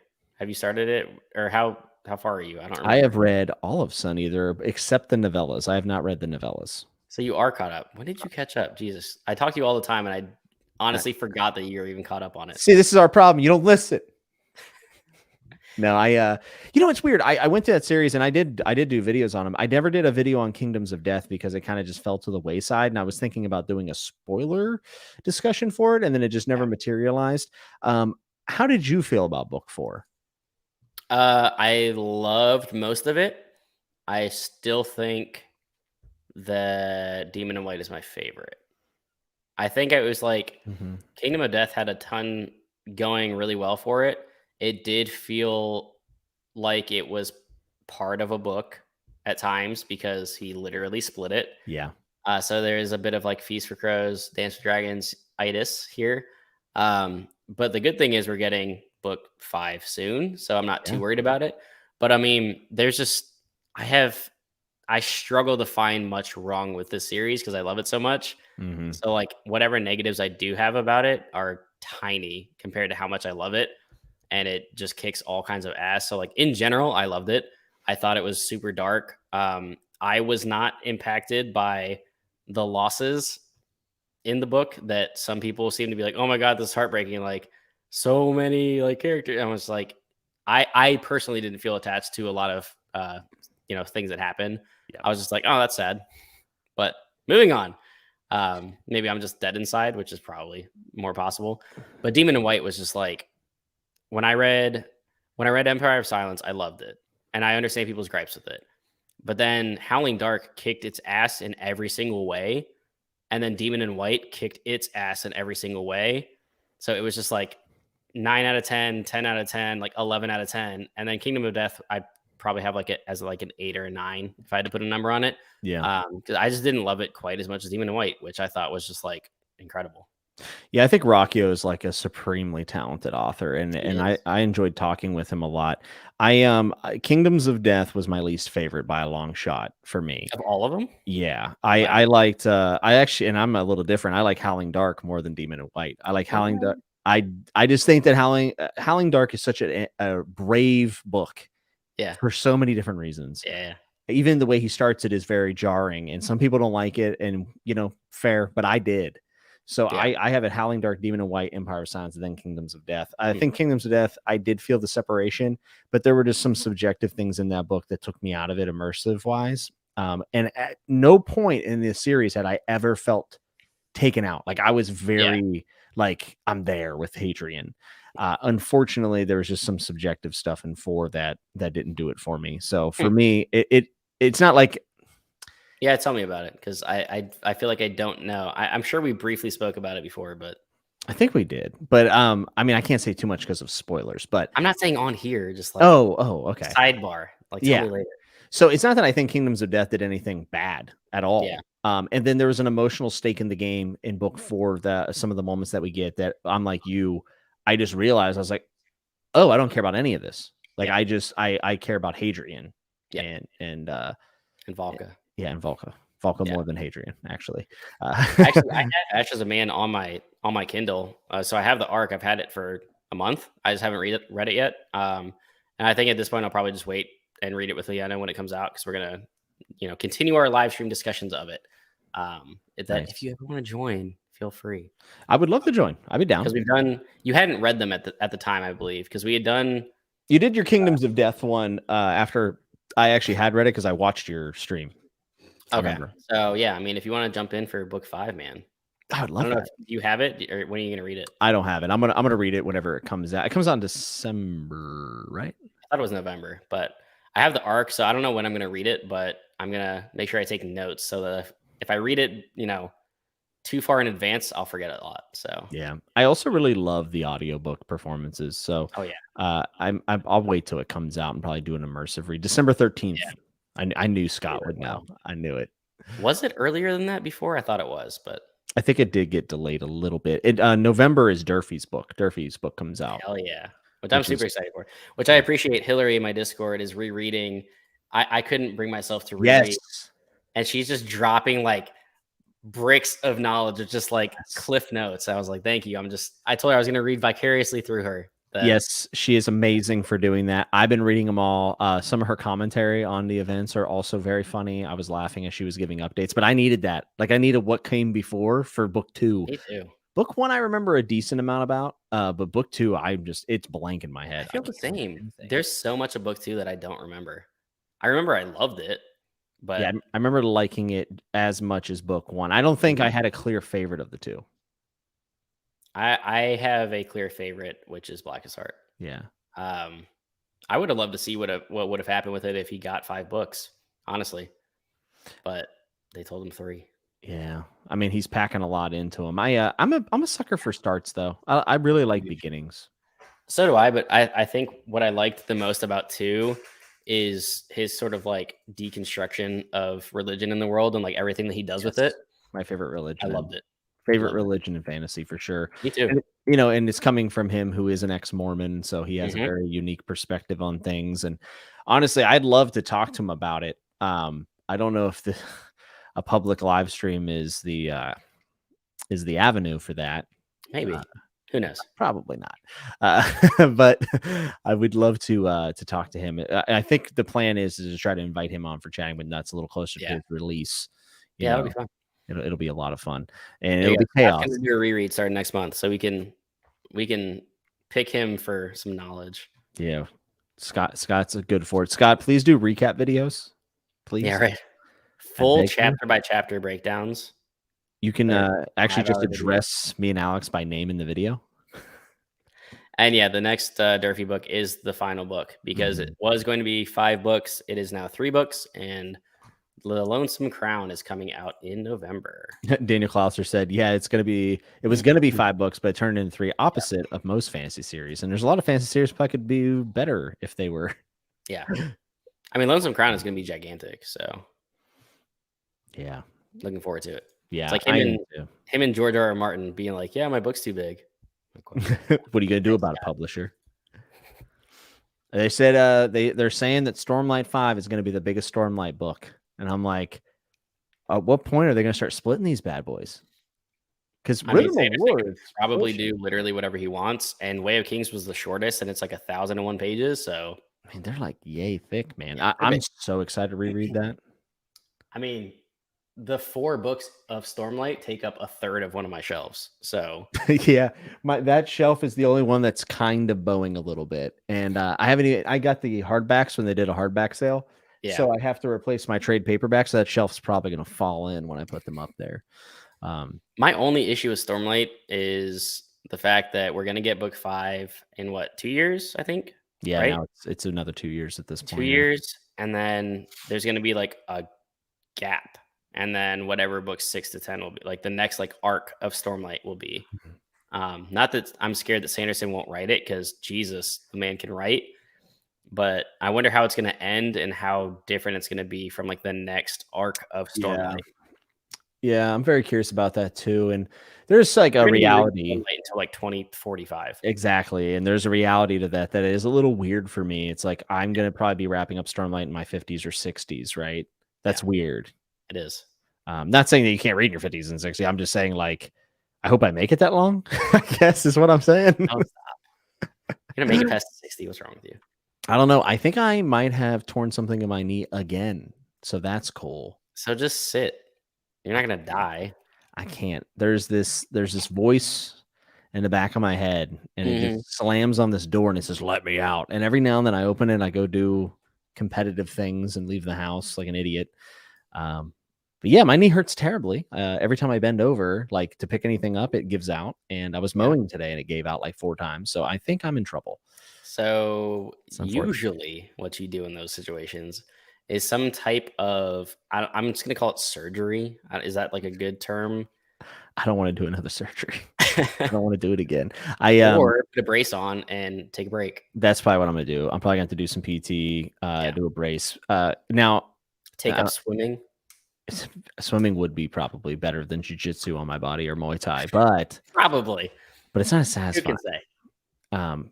So I think if I had to guess, I think it's probably the same injury that I had last time, which is a whole bunch of stuff. But really, I need a knee replacement. But I was too young to get it because they have to do them every so often. Mm-hmm. So I'm not going to get the surgery unless they're willing to do a knee replacement. And I'm about to get my purple belt in jiu-jitsu, and I'm getting that before I do anything because, damn it, I've earned it. So purple belt or die trying. Is that what we're doing? That's right. I'm gonna leave my leg on the mat when I'm done. Just beat somebody with it when it just detaches. Dude, it wouldn't be like the worst time for me to have a knee injury. It's like we're going in the winter. I kind of want to settle down, read some books, and I just started a new job. I should probably put some more time into that instead of spending 2 hours working out. There wouldn't be a terrible time to be in a knee brace. So time your amputation around like Thanksgiving. Dude, straight up, when I was walking up the stairs and my knee was hurting, I just kept thinking of Glotka. Yes, fucking stairs. It is just him being like, if I could torture one person to be the person who created stairs. Mm-hmm. So good. Feels, bro. So good. Feels. I need to get back to first. See, just continuing of like, I need to read that. I need to get back to First Law because I read wait. You're not caught up? Nope. The last thing I read was Best Served Cold. What? I own it's all up there. I have them all, bro. I just haven't gotten through it. I know I keep talking about next year, but I'm trying to do one big reread every year, and next year I'm not going to do all First Law, but I'm going to do the First Law trilogy again because so much of it's like muddled in my brain now. Like I remember the standalones very well, and I Age of Madness is like embedded into my brain. Yeah, but the trilogy, I forget a lot of the middle, so I'm excited to. Our good friend Leanna could probably just repeat it to you verbatim because she's read it 157 times. Oh, she's read it. Oh, yeah. She's probably starting a reread right now. I mean, even though she's literally rereading the series as we speak, she's probably starting another one. she's doubling up. Yeah, she's gonna lap herself in her reread. I'm gonna be honest. There's a piece of me that wants to reread A Song of Ice and Fire again. Oh my god. You told me that when we finished it. I did. We were like, it was like our dance live stream, and you were just like, I kind of want to reread it. Like, dude. Let it sit for a minute. Well, I have some potentially really interesting news that I can't speak about yet because it involves other parties, but there's a chance that I'll be doing a lot more A Song of Ice and Fire stuff. I'm going to assume it's with Bend the Knee, which is perfect for you because you can't. That was good. That was a good burn, dude. I made it funny. That was a good one. I'm looking forward to it. That's cool. Yeah, there's some stuff in the works that I like I said I can't talk about, but really really excited about it. So nice. The only thing we didn't do is A World of Ice and Fire, which I'm reading right now. Like, are you? Oh my god, it's so good. It's so good. Maybe we get the band back together. I said we should do it. Yeah, I think at that point, what was I starting? Wars of Light and Shadow, I think was what I was. And then, dude, I read that book like 4 months ago, and the read along group, I think only half the people have read it so far. So we planned for, I think it was April. Mm-hmm. I think our discussion is going to be in October. Sick.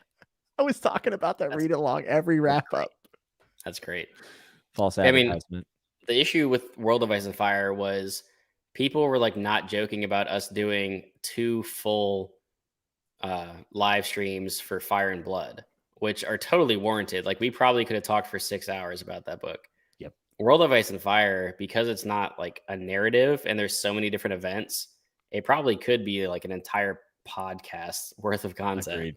So I think it's Joe Magician. He did a really interesting live stream series where he did every location in Westeros, and he would read out of the World of Ice and Fire, and then he would also like talk about some of the main narrative. But it was kind of like a tour of Westeros, and I thought it was so cool. I love that idea. Yeah, what a cool concept. But the World of Ice and Fire book is my favorite book I own. Which one? The World of Ice and Fire book. Oh, it just as like a book. Yeah, it's so cool. I don't know if I'm gonna get the dragon book. I'm gonna get the dragon book. The Let's be dragon honest. book? Yeah, they're releasing a dragon coffee table book, and it matches the same height and like dimensions of World of Ice and Fire, and it's all about the dragons. When does that come out? October 25th, I think. Not that I've been waiting. What is it called? I think it's called The Rise of the Dragons. Maybe? Big Book of Dragons. Just type in Dragon Book Germ. I was so disappointed, dude. They Dragon Book Germ. they uploaded a video on Penguin Random House YouTube of him promoting it, and it's it's just George in his little conductor hat. Dude, he looks so old. Like He is so old. But like more like you can tell he's starting to slow down a little bit. It's and I was $60. Jesus, how big is it? That's what World Ice and Fire was too. I've had that book for so long I don't even remember. Yeah, I'm definitely. I mean, I'm obviously gonna buy it and read it. Like, it's Rise of the Dragon. Did you also get the? Oh, it's on sale for $50 right now at Barnes and Noble. Well, I'm gonna windmill that down tomorrow. Then, did you get the paperback like republished edition of? It's $42.99 on Amazon if you want to support Jeff Bezos and his Rings of Power. Yeah, exactly. Which, Jesus, speaking of Rings of Power, their promotion for the show sucked, but damn if every single package that comes to my house is not covered in Rings of Power. Every single box I get. I got my Faulkner book today and it was wrapped up in Rings of Power. I was like, God, man, let it alone. Did you get like the reissued version of Fire and Blood, the paperback? Yeah, I did because I was doing those book versus show videos for House of the Dragon, and I was like, I want a book that I can like kind of like not worry about messing up. Is it the exact same? Like, is there any difference other than it's not a single bit of difference? Okay. Not a single bit. Not worth it. Shouldn't have done it. But I mean, it's worth it. I'm not judging you. I just bought another edition of Lord of the Rings. Oh, I have 4 editions of The Hobbit, I believe. Nice. Yeah, I fully plan on having at least the full Tolkien shelf here shortly. Because what Rings of Power, I will say, as not great so far as the show has been, I want to read everything that I never read. So, well, I am doing Lord of the Rings read along starting next month. I'm doing Hobbit. Nice. And then the trilogy. I was going to read the Hobbit next month. But there you go. I already read it actually this year. And I'm excited to read it again. Sweet. Well, that gives me a perfect reason to bother you every month for the rest of the time and buy a bunch of books. Let's go, dude. The Hobbit's so good. So I have like all of them sitting here. This is just random. I didn't buy this. I've had this forever. It's just a 3D printed thing.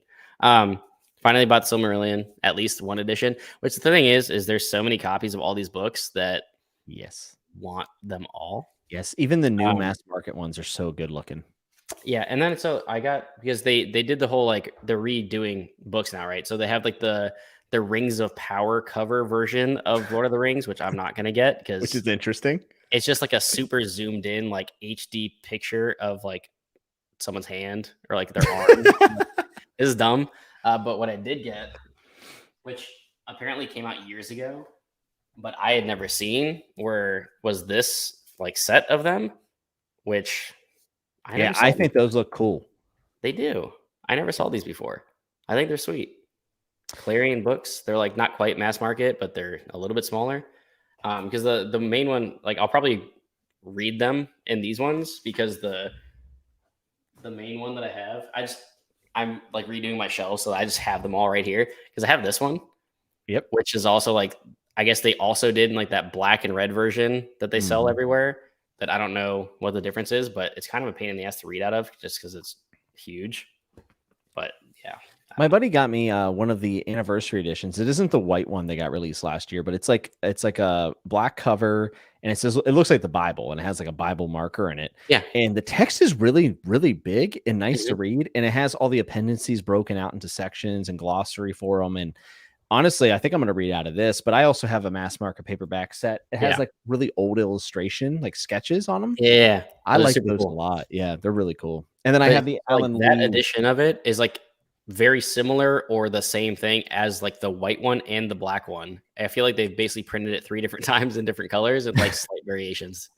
Yeah, and then they charge $100 and I still end up buying it because I'm an idiot. Yep. I have the Alan Lee illustrated of Hobbit Fellowship, Two Towers, and what I've been doing, what I did for The Hobbit, is I read it immersively with Andy Serkis narration and just looked at the illustrations and read along. It was. See, I haven't even heard the audio yet. I probably will this time around, but I haven't even listened to it. I think it's better than Marsters. Like, I think it's like GOAT tier, dude. I mean, it is Serkis. Dude, you get Gollum and his Gandalf is like, yeah, it's so good. The thing about Marsters is you're not to the point in Dresden yet where it's even good. Yeah, where they haven't got an HD recorder yet. Yeah, I can hear him swallow. Oh my god, it's so. I never, when I first read Dresden, I didn't, because I looked back at my Audible account when I came back for this reread. I think the first one that I got was either Blood Rights or Deadbeat, because I read everything up to that point, and that's when I started switching and listening to audio at least like at the same time, either immersive or kind of like bouncing back and forth. So I went back and I got the audio for Summer Night, and you hear all this, and I was like, "What is this, bro?" It drove me crazy. Just like raw audio. It was not clean. It was not good, and it was before he did voices. Even like Toot Toot was like not even his Toot Toot voice. I was like, "What is this? This sounds so weird."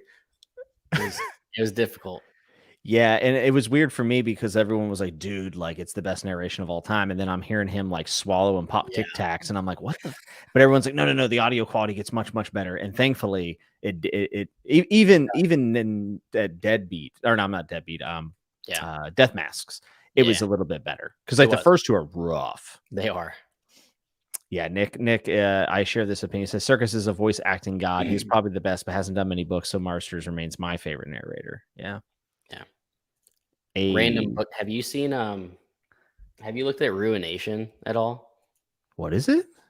The League of Legends book that just came out? Okay. So I keep seeing people post pictures. It's a beautiful book. It's sick looking. But is it a good book is my question. Elle read it, and she said that she actually enjoyed it a lot, and it was like surprisingly good. Wait, who's Elle? But yeah, I mean, it's gorgeous. Wait, who's Elle? Elliot Brooks. Oh, I was thinking like the letter L, and I'm like, Louis? I don't. But like it's like super high quality. It looks dope. And like the dust jacket's dope. Like, oh, that's like a Sanderson jacket. Art. Yeah, it's sweet, man. Which I would have never thought Riot Games like League of Legends would grow to what it did. But as much as I loved Arcane, and honestly, like the amount of effort that they put into the lore of their characters now, I'm actually like pretty optimistic that it'll be good. Like, I don't know much about the author, but the fact that it's familiar characters and it's set in a world that I like. And I mean, it's just funny because it says like a League of Legends novel. I'm like, if I had just seen that in the store, I'd be like, this is crap. What is this? But it actually sounds kind of sweet. I just ordered it, which is the second book I've ordered now on stream with you, so you're not allowed back on. First one, Rise of Dragons. Yeah, I went ahead and pre-ordered it because it was on sale. Well, what about this one? The author sent this to me. Have you ever heard of this? What are you doing to me? Wait, is this Asian inspired? Yes. Dude, I have read so much Asian inspired fantasy this year. It's insane. I've had like none a bunch of stuff sent to me recently. But it looks gorgeous. It sounds pretty cool. Sick. It's like relatively short. It's like 300 pages, but the text is pretty big. But I love the cover. I'll tell you a self-pub I'm gonna try to fit in this month. I know I'm slacking, so I'm like way behind schedule. Mm-hmm. But I'm gonna read it before the end of the year for sure. Is Purple Prince by Sebastian Manquez. Now, talk about quality book, man, bro. Holy shit! When he sent that to me, I was like, oh my god. He sent me the book. In full disclosure, he is a patron of mine, but that has nothing to do with how I feel about how quality. He's not a patron of mine, and goddamn, it's one of the most beautiful books I've ever seen. It is so well done. He sent like all these all the illustrations and stuff. I mean, really high quality. You have them like accessible? Because I do not have them on my desk. I wish. Keep talking. But everyone I've known and I trust their opinion who have read it have said that it is like excellent, not just for like a self pub, but like just in general. So I'm really excited to check. Look at that. Strolling around. Yeah, but the Purple Prince is better than most traditionally published as far as quality of the binding goes. It's really nice. He straight up in the email, he was like, I probably spent entirely too much money doing this. And I was like, well, damn, because it's first of all, it's printed straight on the book, which my favorite things ever. That's a note. You've got like illustrations in it, which is dope. You have a bookmark built in. So like just the production quality of it is fantastic, and you would never think that it's a self-published book. And then yeah, exactly. Like these are like I guess like character cards, right? Yeah, dude. I assume he sent you like all the same thing. Like I don't know, like I guess there's artwork by Julian Berzozowski. It's so good. But it's just like you got character cards for all this. And this is like Illumicrate levels of shit that you get, because I have the like Jade or the Greenbone Saga that Hillary sent me because she actually had like an extra copy of it. You get like pins and plates and bookmarks and stuff, and you get all this. And then he sent, there's like a whole ass map. Yeah, there's an entire map. Like it's an experience. When I opened the package, I was like, "What in the world?" Oh Jesus! Like this is absurd. And I love a map. And it's like quality paper too. It's like thick, like heavy duty paper, and it's a whole map of everything. Like it's dope. Yeah, dude. Like, we got to read that. Yeah, I mean, I'm gonna read it this year. Like I'm reading it before the end of the year for sure. It's only what 400? My desk. Is it 400 or 500 pages? I think it's 400. Oh, jeez. It's not too long. I don't know. It is. You're wrong. Wait, how many pages is it? It's 600. Oh, I was off. Okay. Yeah. But yeah, I mean, so if there's book 2 coming out too, I expect the exact same level of quality, the exact same amount of stuff. Sebastian, you're on the hook now, my friend. You're on the hook. You can't let us down. You can't do what the illustrated editions of A Song of Ice and Fire did, where the Game of Thrones worse and worse. Clash of Kings, you're like, oh, maybe I got a bad print, and then book 3, it's like falling out of the seam. You're like, God damn it! Because book 3 is so big, it's literally just like falling apart. They had a guy, they hired him off the street, and he did the binding and the illustrations, because the illustrations are not very good in the third book either. Like, there's so many, like there's the amount of illustrations gets like cut by like a third every time, and the quality goes down. Yep. And the book just feels like it's gonna fall apart at any given moment. And now my collection looks stupid because I have 3 of those, and then I have 2 mass markets. It's dumb. I have the mass market like TV series. I got the folios. I got the illustrateds, and then I got the sub press for Game of Thrones and Clash of Kings, which was like was my your most expensive shelf. Yeah, dude. The sub press ones set me back a bit, just a bit. I don't even know that I've seen those. I probably yeah, they're if you go on eBay, you'll be able to see. I actually folio might still have, or not folio. Sub press might still have them on. I just want to see what they look like. The Clash of Kings one is absolutely amazing. Okay, so so those I'm sure don't exist. So I mean, if they retailed for $305, I imagine eBay's selling them for a little bit more. Just a bit. It was like when I went to because I have the sub press Dark Age for Red Rising, so nice. I only have one of them, and compared to the paperback, it's hilariously larger. Like it could eat the paperback twice over and still not be the size of it.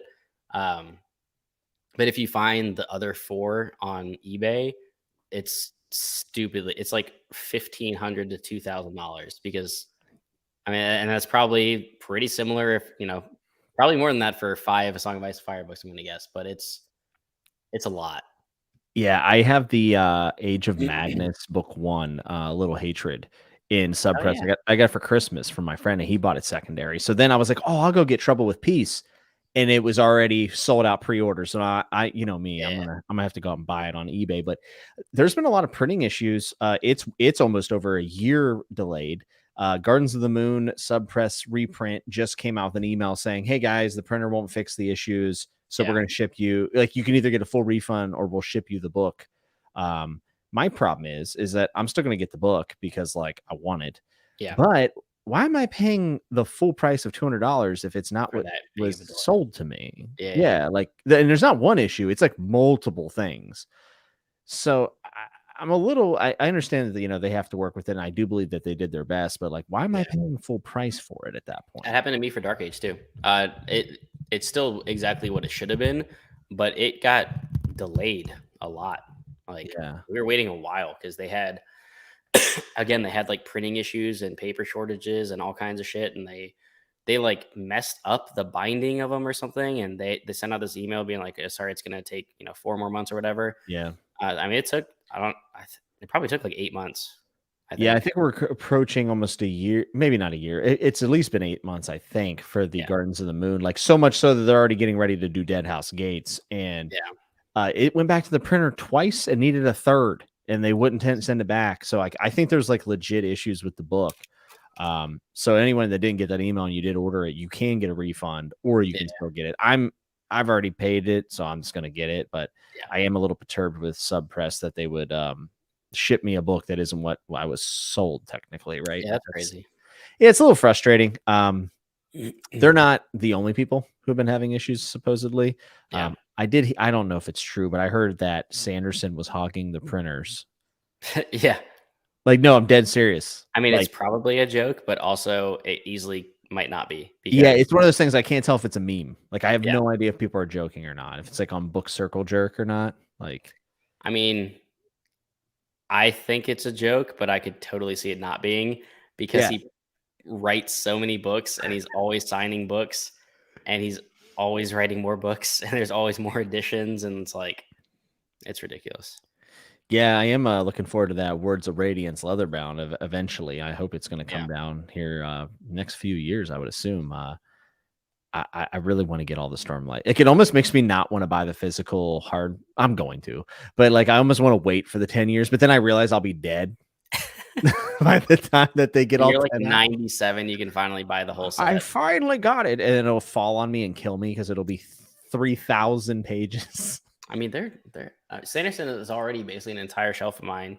And Stormlight, I mean, take 4 books takes up like this much space on the shelf. It's wild. Yeah, I got the Warbreaker one that they did a reprint, Yeah. and I actually like it maybe more than my Way of Kings one. Like just the book itself, like the Yeah, yeah, like the quality of it and the look. I like purple. Purple's my favorite color, so yeah. it just looks really good on the shelf. It's very striking. Whereas the Way of Kings one looks good, but it's not like I don't know. It almost kind Doesn't of looks pop. like yeah, it doesn't pop. That's the way. That's a good way to put it. It That's why just I doesn't don't. pop. That's why I didn't do the Mistborn ones. I think they kind of look like Mhm. an encyclopedia. Yep. Which like they're super cool, but for me, I don't know. Like as much as I love Mistborn, I don't love the look of those personally. Yeah, I'll tell you what, and this is kind of funny to admit, but the Folio Society topography on the spines of the Song of Ice and Fire books, I'm not a Mhm. huge fan of it. I like it in the book, and the illustrations by Jonathan Burton are like, there might be the best for a Song of Ice and Fire, but I don't love the topography on Yeah. the side. It kind of bothers me. It almost looks cartoonish, like it's Hmm. really close. Yeah. And they're not super striking either. Like I should probably take them out and face them out, Oh but yeah. I don't want to get my cats jump up. I don't want them to knock it down or something, or you know. Oh no, did we lose Alex? What? Did Your camera died. my camera just die? What? Your browser has lost connection to your camera. Make sure you have the right camera selected and close any other applications that may be using it. Skype, Zoom. What? I haven't changed anything. What the hell, stream? Oh, you're Like back. all I had Welcome to do back. is click start cam. That was Well, dumb. welcome back.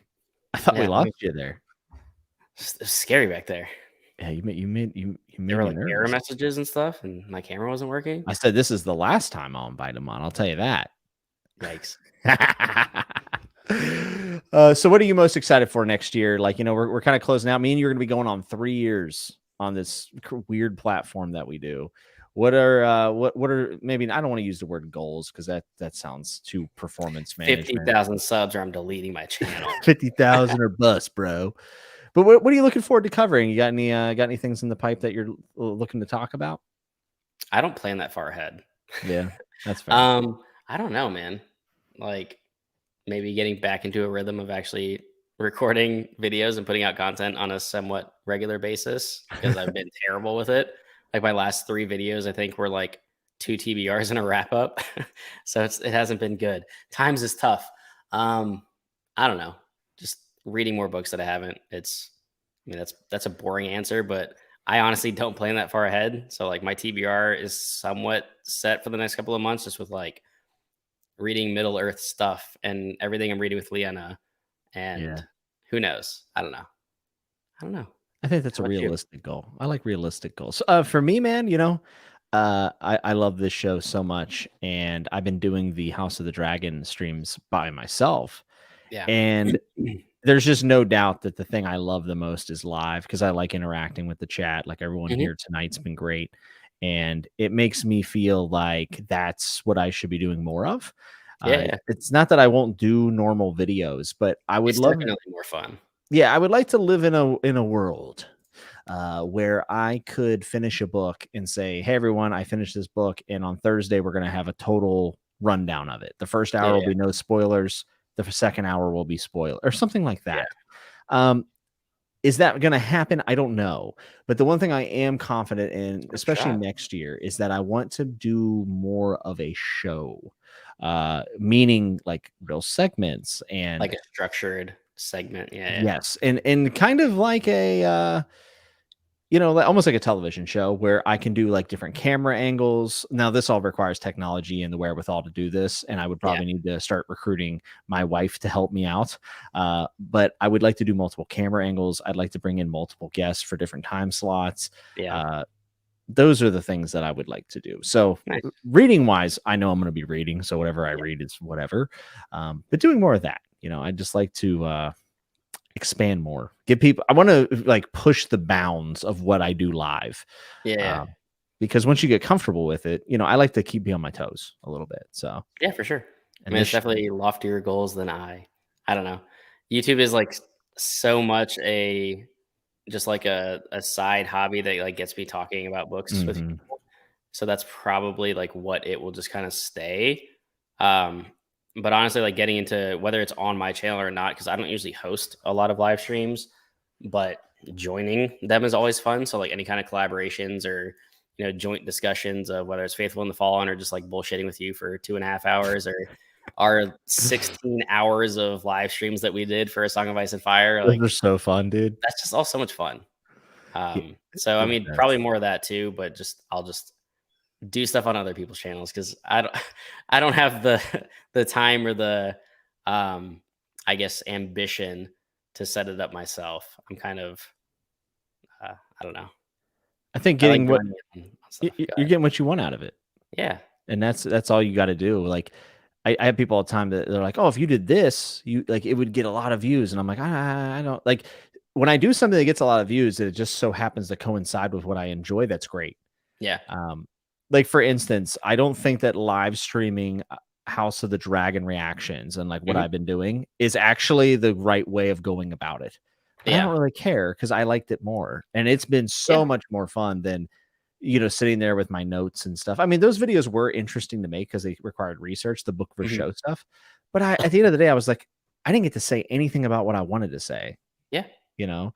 So I switched it to the live format and if that happens to work out, great. If it doesn't, I'm still glad I did it. So, I mean, for me, at least, like I know I'm not trying to make this a job or like do much mhm, beyond just kind of like having a channel and talking about stuff. yeah, So it's like I'm very much in the realm of if I want to do it, I will. Like I'm not.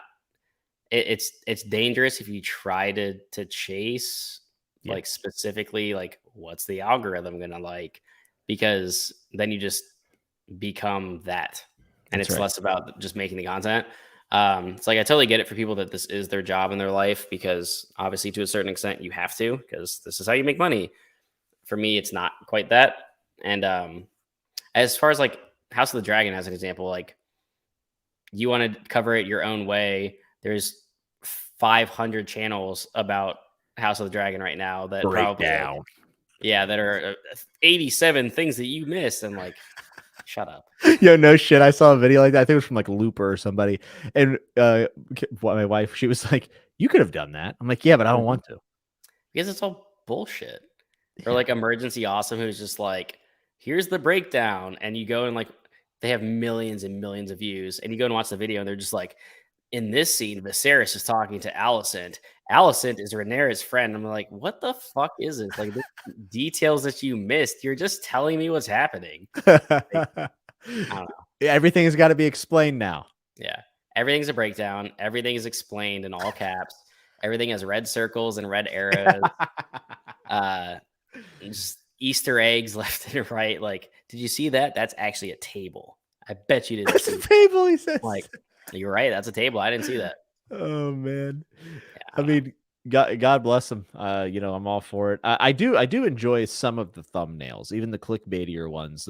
Like I find them to be humorous almost. But yeah, I don't know. I'll go and I'll watch Alt Shift X talk about the episodes for hours on end. Yes. And it's super interesting. Yeah. But I'm not going to go watch like, here's everything that you missed in episode 3 of House of the Dragon, because it's, I don't know. It's just kind of silly. I'll rewatch it. I'll catch it next time. Yeah, right. I do think that show has done a very good job of keeping the spirit of the books in the fact that there's a lot of stuff you can miss. Like there's a lot of symbolism like really minor things. Like I won't mention what it is because I won't spoil for anyone, but they did foreshadow the end of the show in about 0.5 seconds of an episode. And I was like, wow, they did that. Like that's a crazy thing to do. And, people are going to look back at that when the show's over and go, wow, we knew there'll be a video you missed. Yeah. It'll be like how something. I can't even say what it is, but something was foreshadowed in season 1. We're talking about Rhaenyra actually being Jon Snow, by the way. Actually, she's Gandalf. Rings of Power is actually connected. It's a crossover. Yes. Galadriel is Robert Baratheon with Botox. Yes. The forehead don't move. We barely even spoke about House of the Dragon, but that show's great, and I love it. Yeah, I fear talking about it too much because I put out. Yeah, I'm saying it so much that I'm afraid people are like, Jimmy doesn't even do books anymore. He just talks about House of the Dragon, which isn't true. I've done reviews and stuff, but how the perception, maybe they missed the We Ride the Storm review. Yeah, maybe they missed it. I don't know. Well, man, I appreciate you coming out on a Friday night, stealing you away from your family. I know that you got some Divinity to play, and I'm sure your wife would like to spend some time with you. I've been waiting to play it this entire time. I've just been. You got it loaded. Don't lie. It's up on the other screen. Steam is always up. It's always ready to go. Well, I promise you it won't be 30. I think it was 34 episodes in between your last appearance and now, and I don't think that should happen again. But I'm glad to have you back, and it's always keep having this Alan guy on. Like Alan has me on is actually how this works.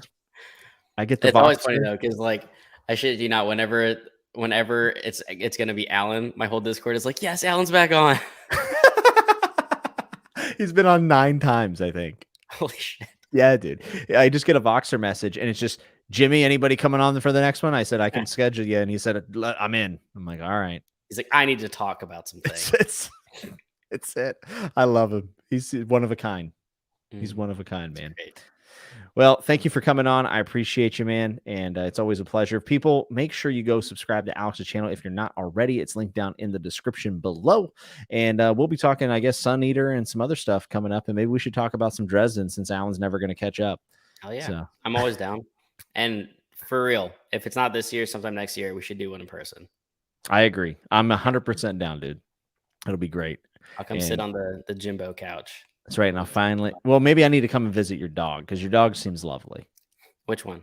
There's the one that follows you around all the time. That's Cora. She's annoying. Cora is adorable. How dare you? I'll bring a little stool and I'll sit behind you and I'll just be like out of frame like this. I was like, yes, that's a great point, Jimmy. You just put the Robert Baratheon painting over your face? Yes. That's what's going to happen. Need to do Mark Addy impersonations, which are very difficult, by the way. I bet. I have to edit those in, and it's tough. It's tough stuff. But we do it for the love of the game. What do you even say anymore? Everyone, thank you so much for tuning in. Like I said, make sure to go give Alex some love. Hit like on this if you would like. There's a Patreon description. It's optional, but always appreciate it. Alex, thanks, brother. Thanks, homie. Yep, anytime. And until we see you next time, be good, be safe. Remember to always